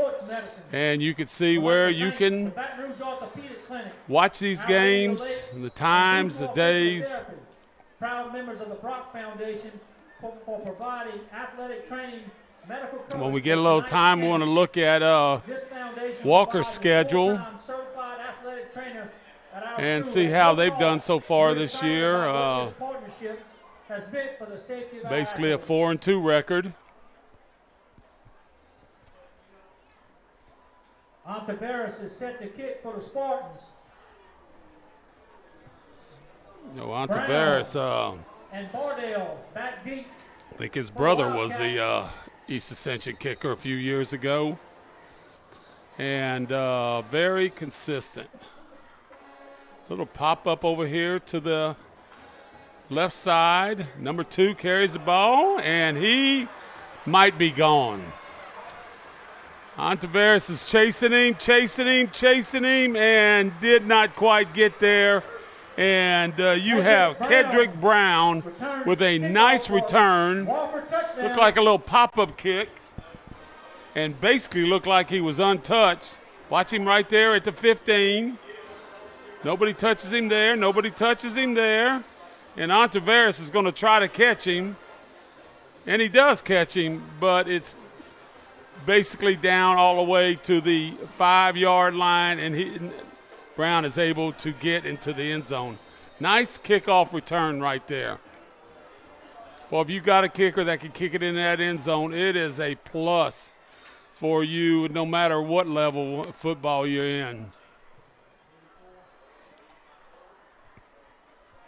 Yeah, here we go with number 84, Allen. Now Allen.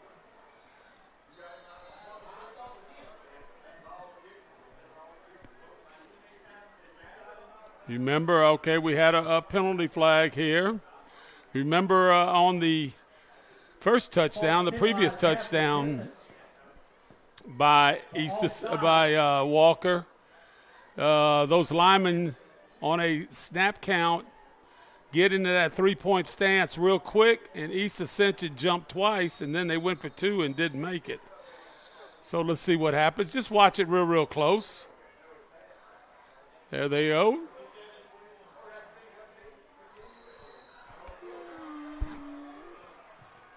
Nice job. Extra point is good by Allen. And here we go with 2:43 left in the 3rd quarter. East Ascension 31 and Walker 13. Here's Walker's football schedule this year. They play Ponchatoula, and you say, Ponchatoula, weren't they in the Dome last year? Yes, and they lost just about everybody right there. And so they beat Ponchatoula. They beat Fontainebleau. They're scoring some points right there. They beat Mandeville. Looked like a very good game. Kentwood, you say, isn't Kentwood like a small school? Yes, but they have a bunch of state championships, 20-19, beat Bel Air, not a very good football team. And then all of a sudden, the bottom fell out, losing to Dutchtown 27-0. And you see what they have going on the rest of the year. You got to be careful right here. Onside kick, you know, you never know. I'm not real certain what you have to lose with the score being 31-13. And you have, so let's just see what happens. And there's some guys. You got to have at least 4 on each side. That's going to be Walker's ball, I believe. I'm going to just tell you, that was an outstanding onside kick. He got the big hop. And East Ascension says, no, we got it, boy. It was sitting there. Once it touches or crosses that line, which is the 50-yard line, once it crosses that or touches it, and you'll see right here, right there, that kid should have went up and caught that ball on the big hop, just like your shortstop.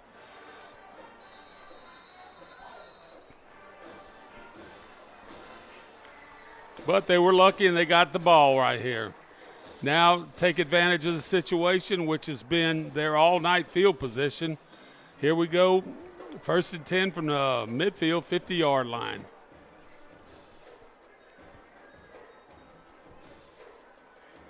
Walter Samuel with the ball, breaks the tackle. Samuel goes off the right side. Nice pickup of 7 or 8 yards. Picks up about 6. Second down 4 for the Spartans. And the Wildcat 44.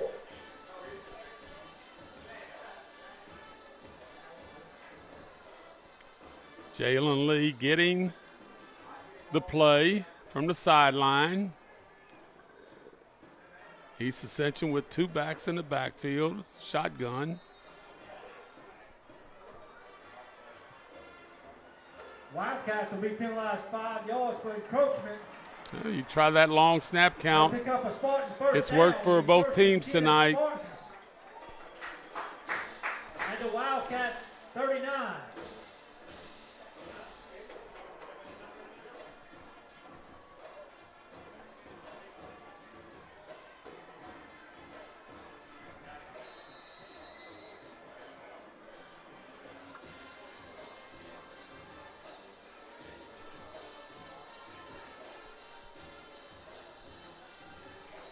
Five in there blocking.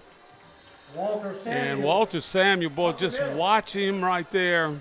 Picks up about 4. Stop was made by Price. Walker has a guy down. But Walter Samuel gets a handoff, and he just gets behind those big offensive linemen. Number 5 is also in there blocking for him. And he just so quick when he makes that reaction, that cut, and he picks up a couple of yards just that quick. For over 40 years, Snow's has delighted area residents with favorites such as Snow's seafood platter or juicy fillets, as well as daily and nightly chef specials. Stop by for the best seafood and steaks at Snow's. Snow's has something for everyone. Snow's is located at the corner of Airline Highway and Highway 74. A couple of tidbits. This is not on a graphic right here, but East Ascension, Spartans, these are the people that they are playing this year, 2022, their opponents, and this is their overall record against each of these teams. Zachary, they're 3-5. West Monroe, I don't even know if anybody could say this. They're 1-0. Destrehan, this is a lot of people could say this. They're 0-5. Destrehan has a heck of a football team. Alexandria, it's been pretty good the last couple of years, and they're 0-1. Only played them one time all time. De La Salle 0-1.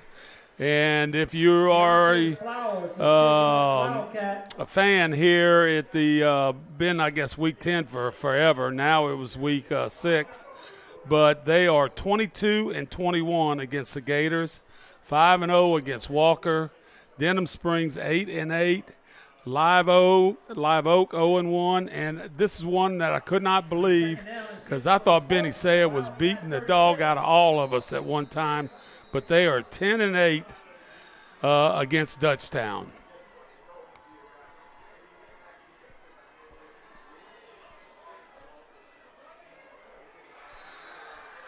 Now Jalen Lee with a pass downfield, broken up, incomplete. Creates a third down, 3rd and 7 situation. Watch there, good job avoiding there, Jalen right there. Just could not get it to the receiver.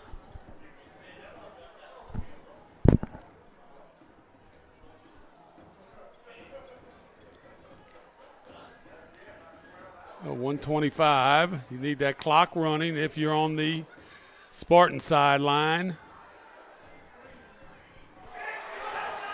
Yeah, intercepted right here. Going back real quick to the end zone is number 82. Great job right there, Kentrell Scott.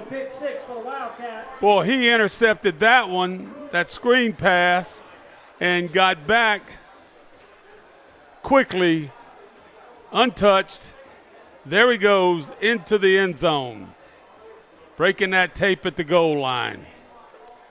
Well, now you got an interesting situation here. You got 31-19, and you are not out of the third quarter.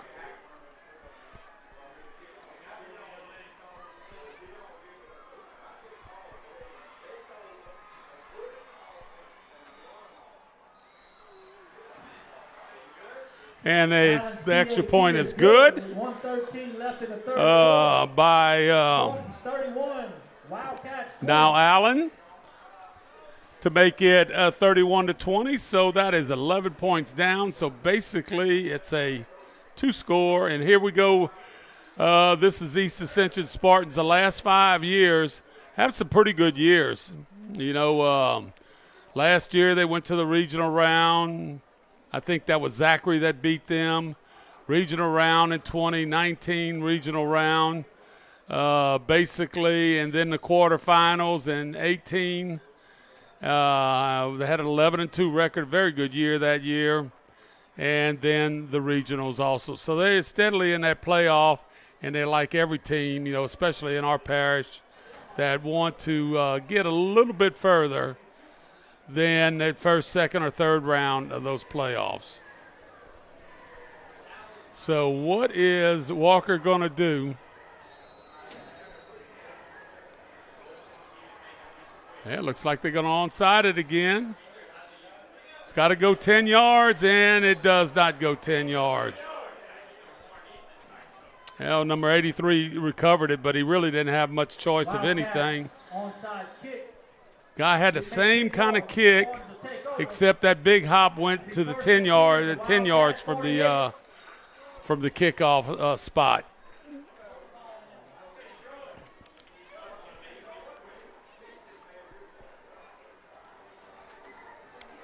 Well, last time they started this drive from the 50-yard line, and now they're going to start from the 48-yard line, wide side of the field here to the left.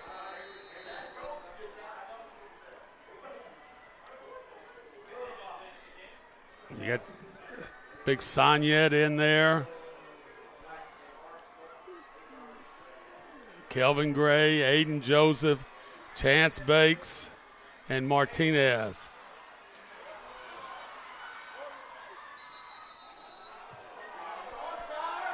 Walter Samuel goes around the left side, is run out of bounds by number 17. Yeah, number 17, Samuel right here, gets to the outside.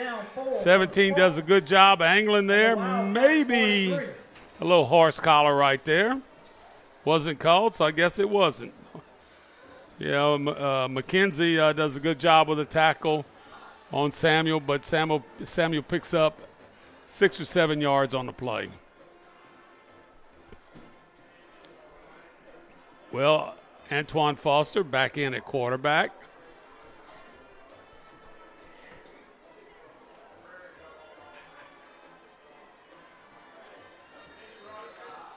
Walter Samuel goes up the middle.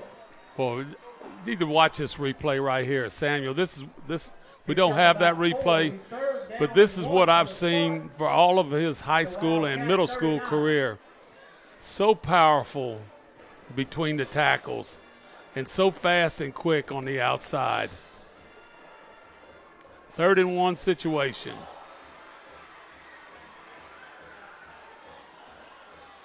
And Foster, did he get? He got to the 40-yard line. And so now it's going to be a 4th and 2 situation.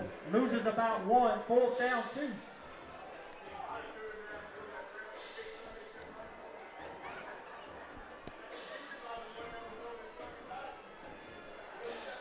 Well, here we go. We're going to start the 4th quarter.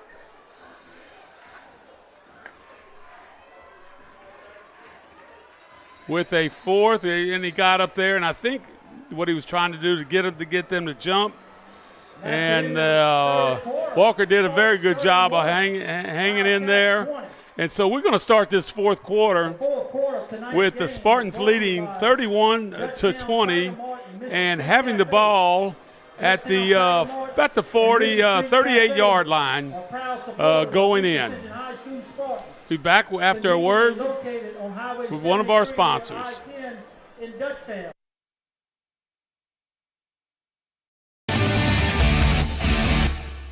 You've probably heard that ETEL has become REV. What you may not know is that we're revving up your internet to symmetrical speed for free. Symmetrical speed means that your download and upload speeds are the same, thanks to the REV all-fiber network. The new speeds have been applied to your current internet plan, and there's nothing for you to do except enjoy shopping, gaming, streaming, learning, and laughing. Learn more at letsrev.com. Thanks for being a loyal customer, and enjoy symmetrical speeds from REV. New name, same company.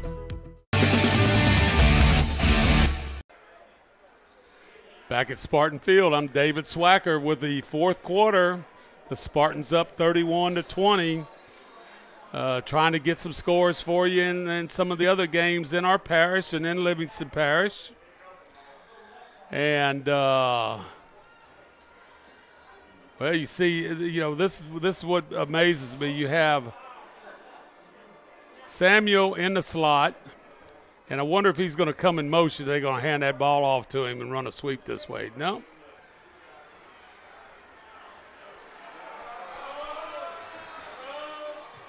Antoine Foster off the right side. Well, we have a right foot spot on this line, Judge. And I'm going to say that's going to be a first down, but the white hat comes in. And are we going to measure here? He's taking a look, and he says, no, that's a first down. Antoine Foster picks up a Spartan first down. Antoine Foster has really had a good game tonight. Timeout measurement. Yeah, we got a timeout for measurement.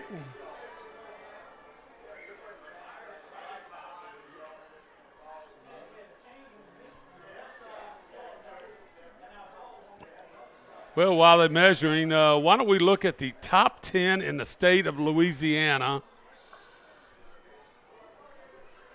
in the 5A ranks. Destrehan, we saw them a couple of weeks ago, 42-2. They looked great. Edna Carr, 3-3. Don't let that fool you. They're 6-0. Had to forfeit 3 games. Catholic High, another great team.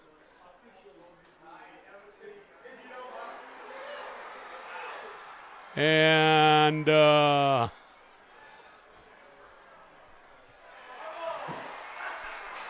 so Walker says, Wildcats take over on down. This is about as close as it could be. I can't believe the guy didn't pull out the credit card and see if there was any spacing there. Good job there by Coach Chad Mahaffey saying we need a mark on this. You know, the white hat had already signaled that this is a 1st and 10. Now they're going to get the ball. And let's see what happens to to Walker right here. Coach Mahaffey's an excellent, outstanding offensive guy, offensive coach. You've had Warren Young Jr., the leading wide receiver, play quarterback for him the entire game.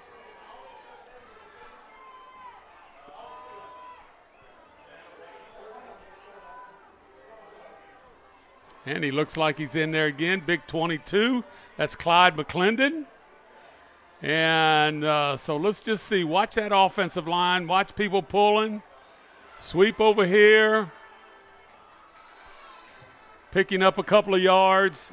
I think that was Ja'Cory Thomas, number 6, with a sweep, picking up a couple of yards. Watch, there you go. You got a guard pulling, picking up somebody. Nice block there by the offensive line. Picks up 2, second down, 8. Now 48's in the game. And that's a different look. That's a receiver on the sidelines. Receiver on the sidelines. Hideout play, whatever you want to call it. Young's pass is complete to Evans. Good job of pitch and catch right there. East Ascension comes over and makes the tackle.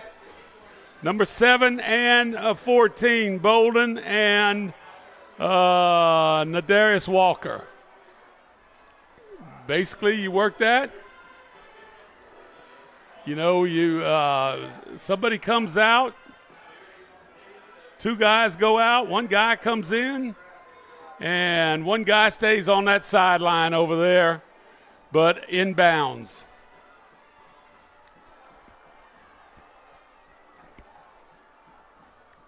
Well, it's a quarterback right up the middle. Works outside.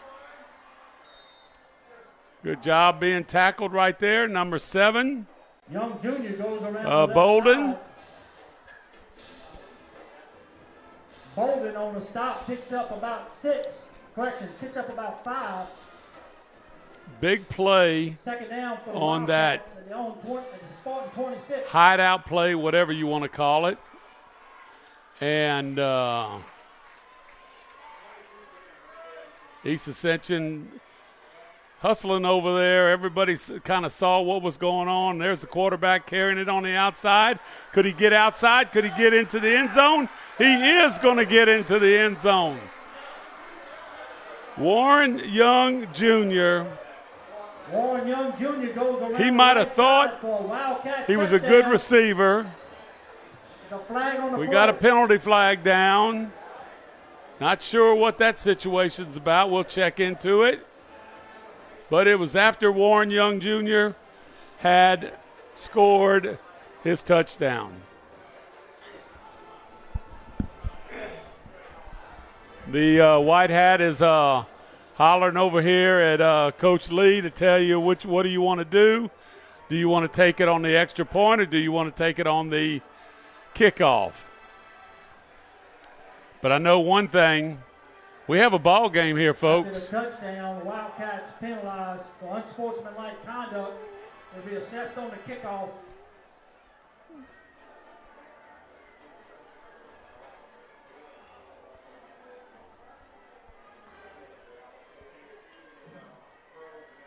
Well, it seems like you should go for 2 right here because that will make it 28, which make it a 3-point game.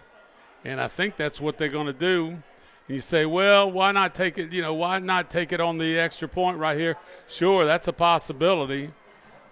And then they're probably not going to onside kick it, being this close.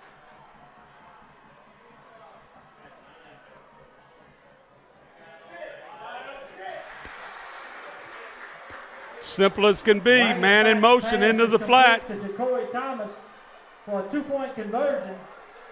9:47 left in the fourth quarter. Number 6 there in motion in the flat. If you man to man, you got to be running with him.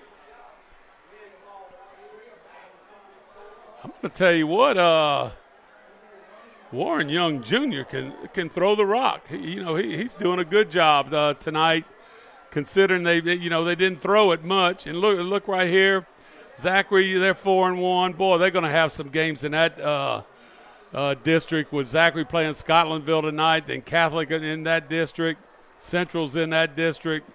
Really some good teams. And look how many teams in the New Orleans area with Destrehan, Carr, Curtis, St. Aug, West Monroe back into the picture with a 4-1 start. So the 5A may not have people from Ascension and Livingston Parish in there, but it's going to be amazing as the way they're going to have these playoffs where everybody's going to be in these different divisions. It will be interesting to see what happens. And this should be an advantage for East Ascension. And nice catch there. I'm not sure if he fair caught it, but that's what he should have done. Or he went straight to the ground, number 17. Let's just see this little pop-up right here. 17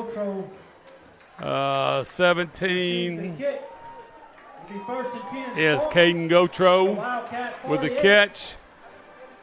And this is the last 3 drives. They're just not taking advantage of these situations. Right around that 50-yard line. And this is where number 1 and number 22 got to come in for you, just like number 13 did for Walker.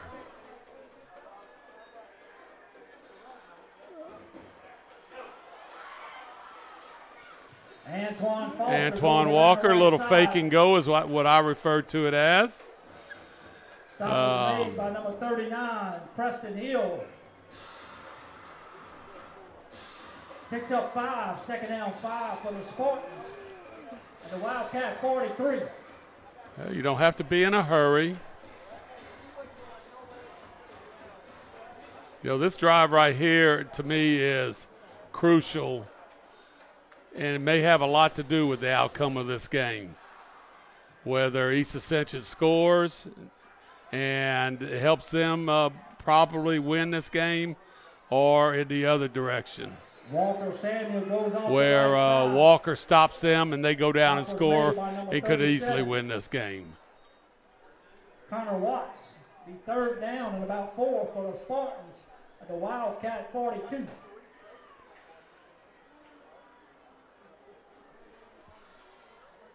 Well, here we go, East Ascension with 3 receivers to the left, 1 to the right, and it is pure man-to-man.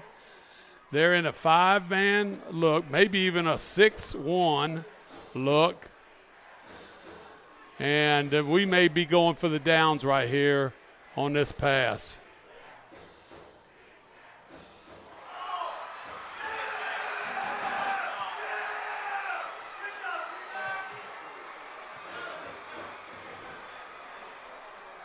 Wow. Patrick McKenzie. I'm telling you, everybody saw what I saw, including the East Ascension sideline. Number 17, outstanding job of getting in the backfield and delivering a blow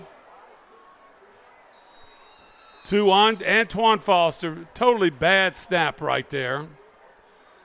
So Coach Mahaffey right here, Chad Mahaffey says, guys, I don't know if y'all understand this, but they have opened the door for us. Let's see if we can knock it down now.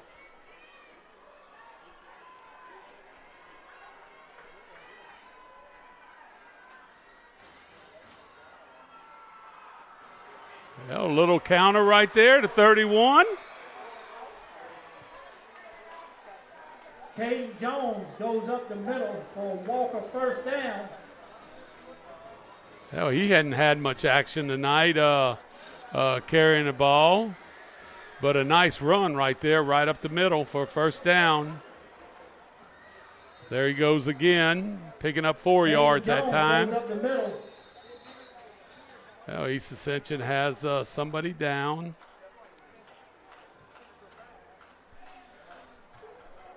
Spartan shaking up on the play. Here's our games in the district coming up. Dutchtown at Sanama next week. And Denham Springs at East Ascension. That's going to be homecoming. It's a final. Dutchtown defeated Live Oak. Homecoming for Dutchtown, 28-0.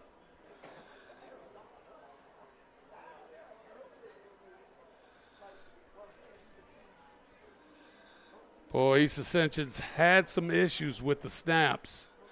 Everything's been going pretty good for them tonight.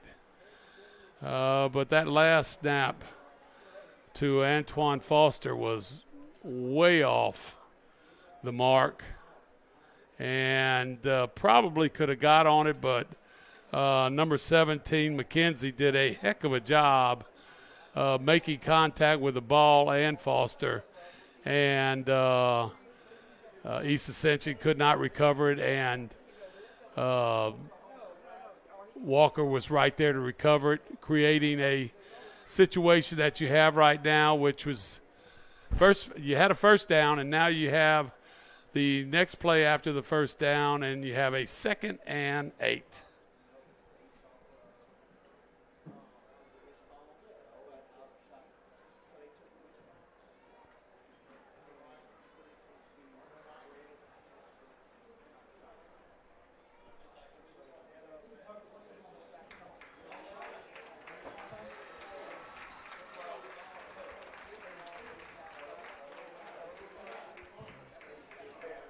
Joshua Perfect shaking up on the play.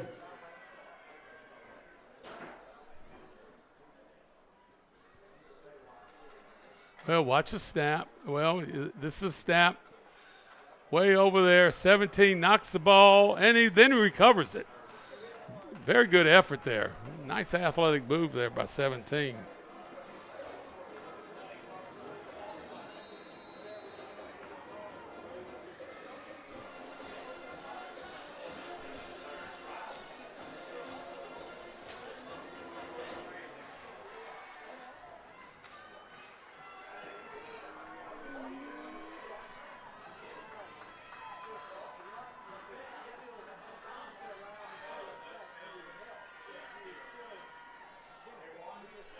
It's like on every play, taking their time,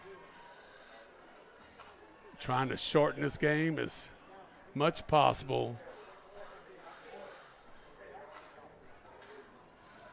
The back judge has that hand up, 10 seconds left. 31 gets it on the outside. And that's Jones again. Caden Jones. Creating a 3rd and 5 situation. And it also creates possibly a 4-down situation there for Walker.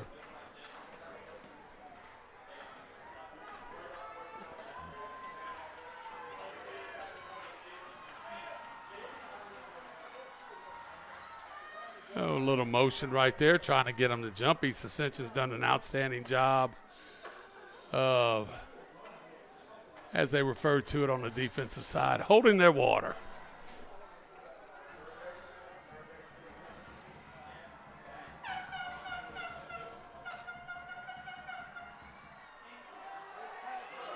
Pass. Nice play right there. Almost a pitch and a catch. And you look at Warren Young, he thought, boy, this thing was right there. And watch this, right off his fingertips right there. I don't know if he would have been in, but what a play. What a play, what a pass. Almost a complete pass. So now, you know, first of all, you got to try to get them to jump off sides, and that would create a situation where you would get a first down.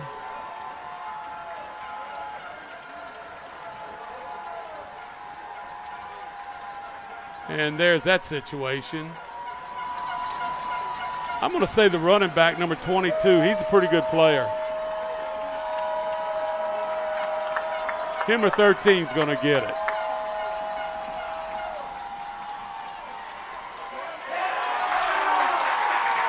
Wow.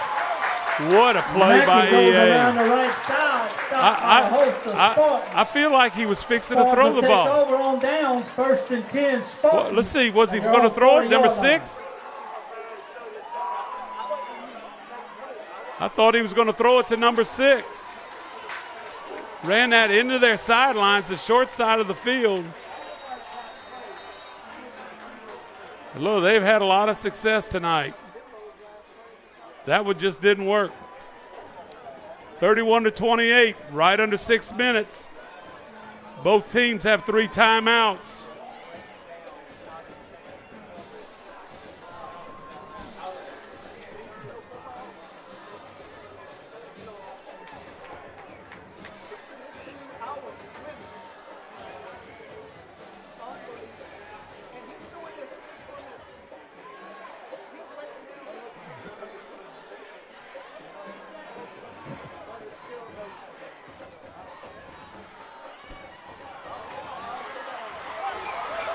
There comes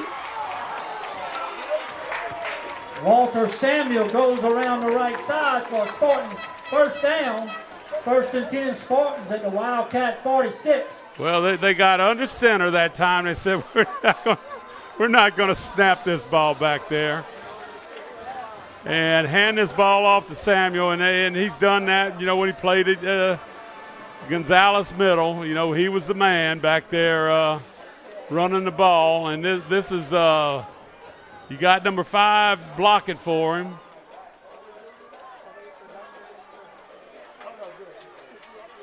Boy, they started, there's nobody playing deep safety. Nobody in the middle of the field. Everybody's man-to-man. They got 4 guys on the 4 receivers.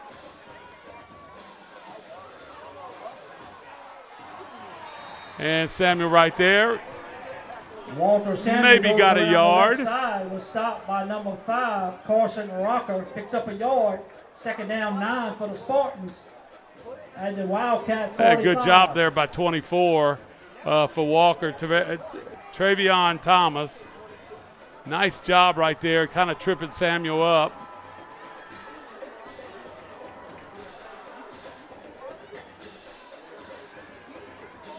You know, so they said this is work for us. Now, I don't know if Darnell Lee has the patience or whatever it takes to say somebody's got to be able to outrun somebody in this secondary. Play action pass and just throw it deep. Or run the man all the way down with a fake and go. Foster for a Spartan touchdown. Foster right there. If you watch this, I just love this play. I call it a fake and go. And watch right there. Nice kick out right there. Beautiful blocking. See big number 5 come in there and make a nice play. And Foster says, I can get in this end zone about as quick as anybody. Untouched from 46 yards out. 45 yards out. And Ontavarius. PAT is good. And that is good. 12 left in the game. Spartans 38. Walker 38. Boy, what a play. Good call. Excellent blocking. And like I told you, there's nobody left in the secondary. So once Foster got past the linebacker level, it was over with. It was over with. Because usually you have a free safety back there, but they had gone pure man. And they were saying they're going to run the ball, and they did run the ball. Wildcats 28.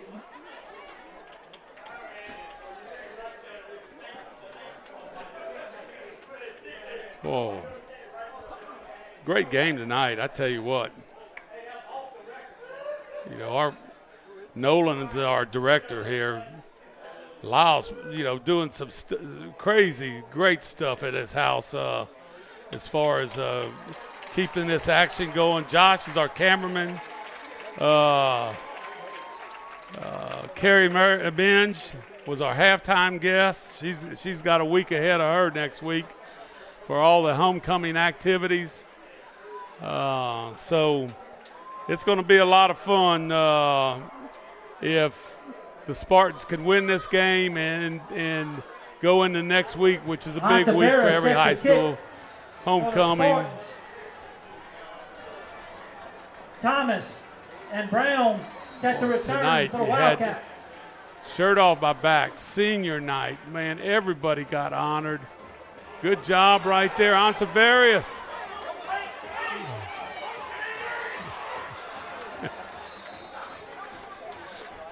Everybody's hollering. Brown on the return. Stop was made by number 20. Kendrick Brown on the ground. Boy, he's a heck of a player, heck of an athlete. Walker will take over. It'll be 1st and 10 for the Wildcats at their own 23.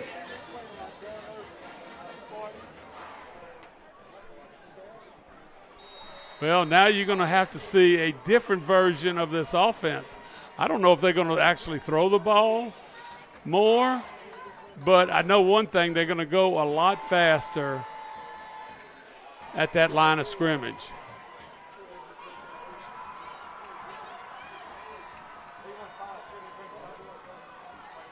Well, this is number 6 in a quarterback, and I think that's number 6. Thomas was wrapped up by number 23, Joseph Hobby. Loses a yard. 2nd down, 11 for the Wildcats at their own 22. Corey Thomas gets the snap, and he keeps the ball there.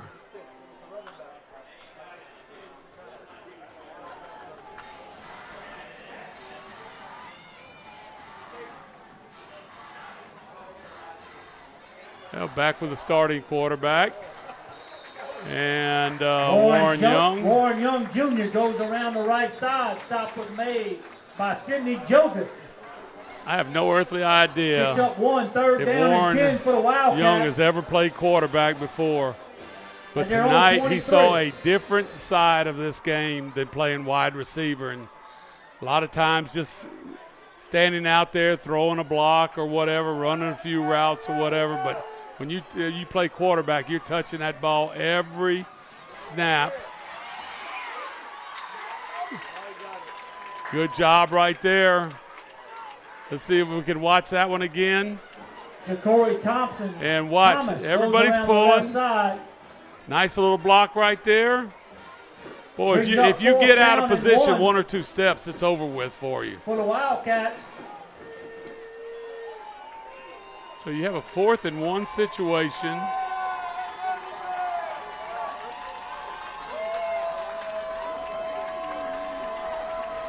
And that clock is running.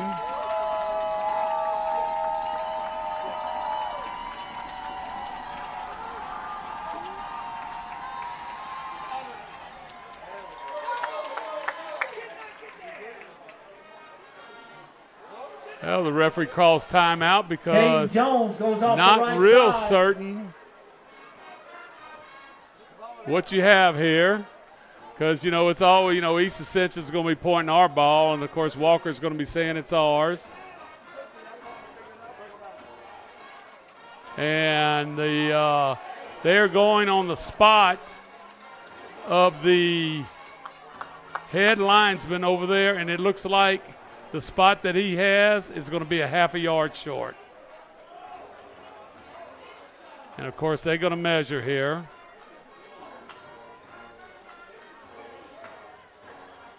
Because you look at that hash mark out there, that ball is marked between the 2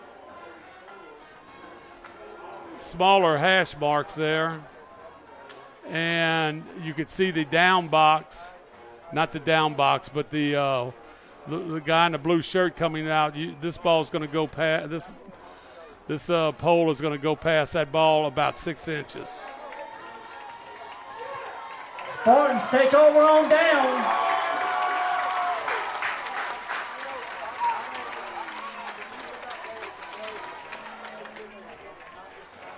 Well, here we go.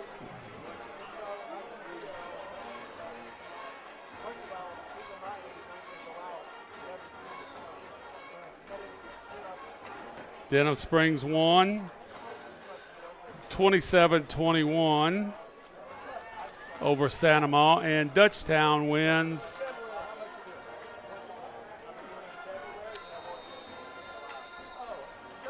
28-0 over Live Oak.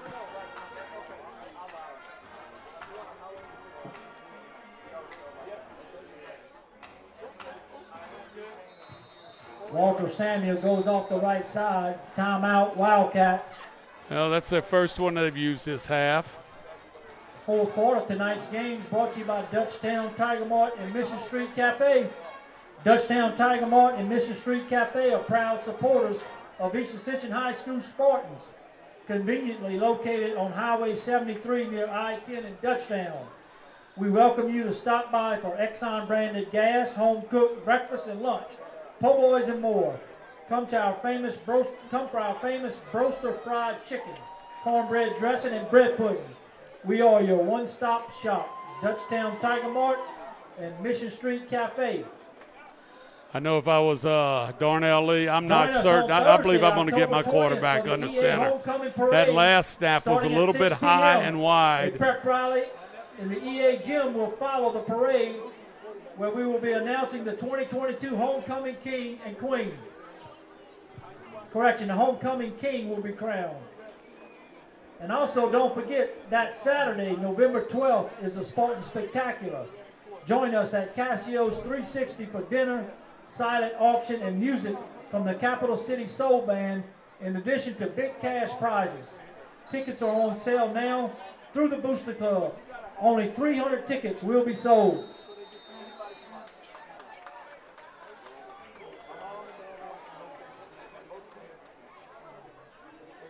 Well, everybody came to the sideline and spoke with Coach Chad Mahaffey. Then they go to the other sideline and speak to Coach Darnell Lee.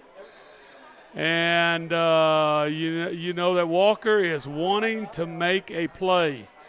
And if that ball goes back past that quarterback,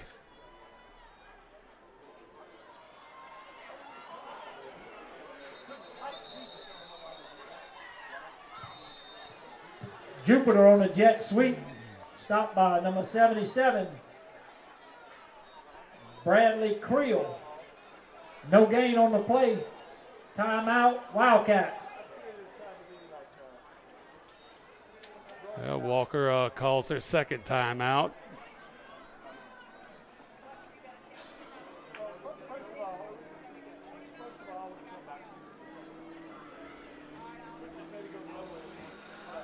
Well, here you have Dutchtown at Santa Ma. It's going to be one of our REV games of the week next week. Denham Springs at East Ascension homecoming.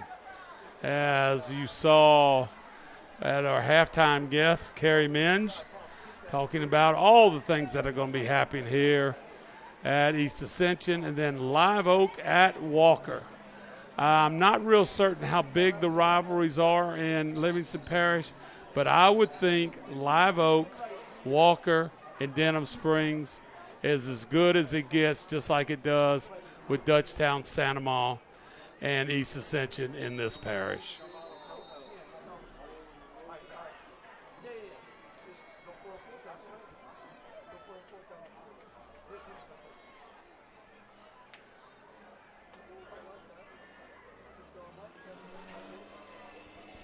Basically a little under 2 minutes left.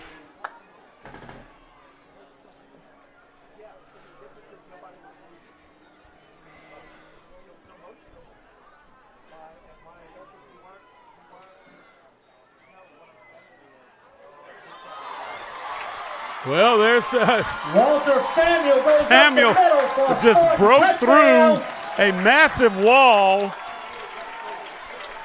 that Walker had built up. No safety in the middle. So you saw when Samuel broke through, there's nobody left for him. Watch right here. Gets through. I mean, he just squeezed through there and fast enough, protecting that football, getting into the end zone at the 144 mark. Heck of a ball carrier right there. Ontiveros, PAT. And Ontiveros. A flag on the play. another good for tonight, and he is like 16 for 16 on the year. Flag on the play. It's going to be touchdown. I mean, not touchdown. Extra point is good. Personal foul against. TAT is good after the play. Against East Ascension. The Spartans. And will be assessed on the kickoff. It will be taking on the kickoff. With 1:44 left to play in the game, Spartans 45, Wildcats 28.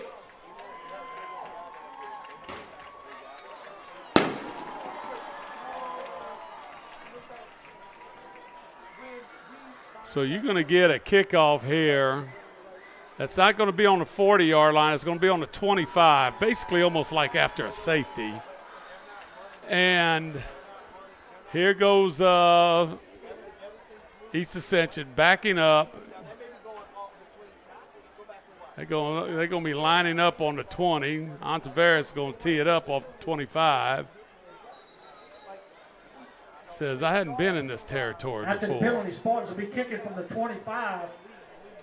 And I know Chad Mahaffey's telling his athletes back here, get that thing and run it back. He said, we could score right here. Brown and Thomas back deep for the Wildcats.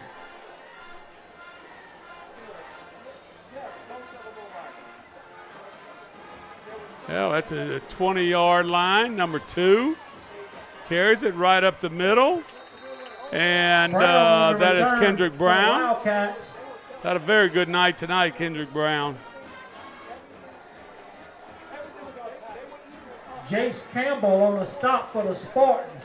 Wildcats take over 1st and 10. And they're on 41-yard line.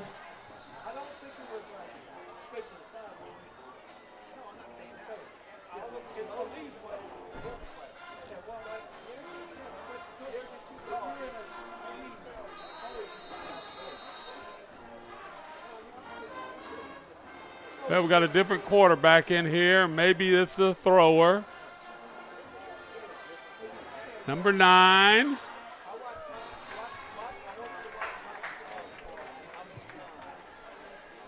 Landon Wagaspack. Thomas goes incomplete. 2nd down 10. Gets up in the pocket right there. Tries to dump the ball right in there to number 6. Incomplete.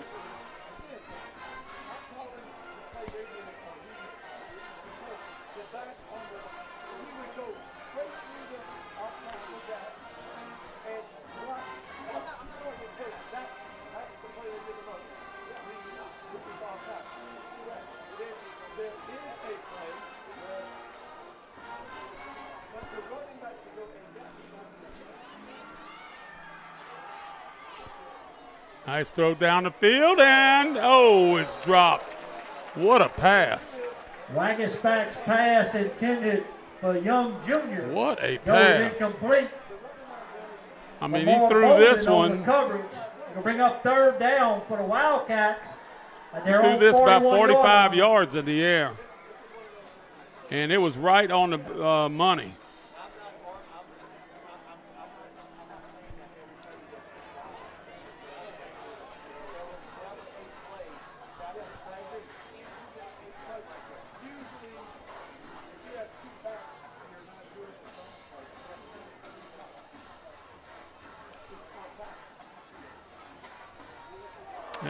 Hot snap. Wagaspack just falls on it. Wagaspack falls on the bad snap. Be 4th and long for the Wildcats. And the Wildcats call timeout, their final timeout.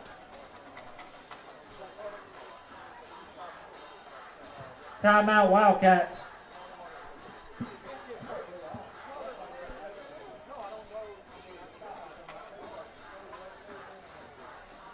(45-28) Spartans.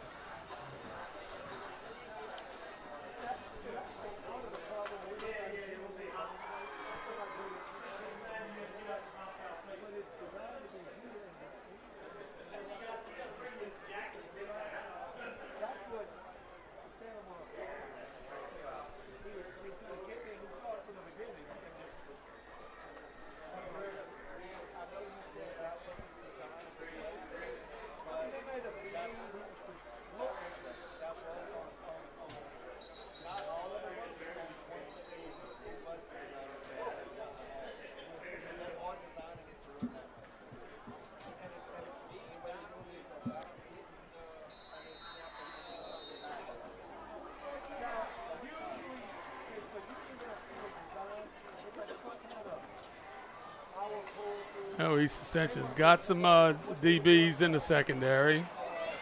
Nice little pass rush. Wagaspack gets out of there and throws it across the field, incomplete. East Ascension will take over. 1st and 10 with 1:08 left in the game. Will take over on down.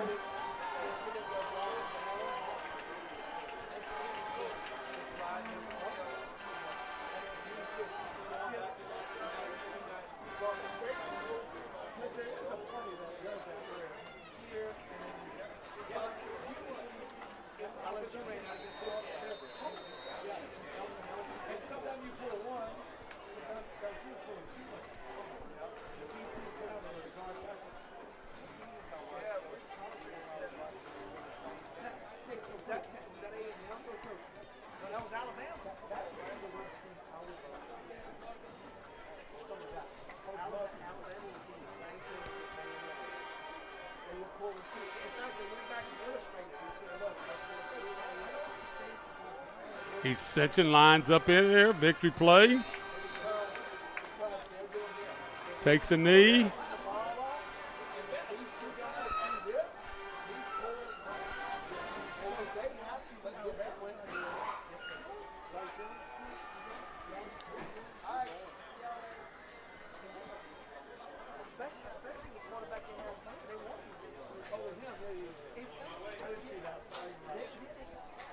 This will be the last snap of the game.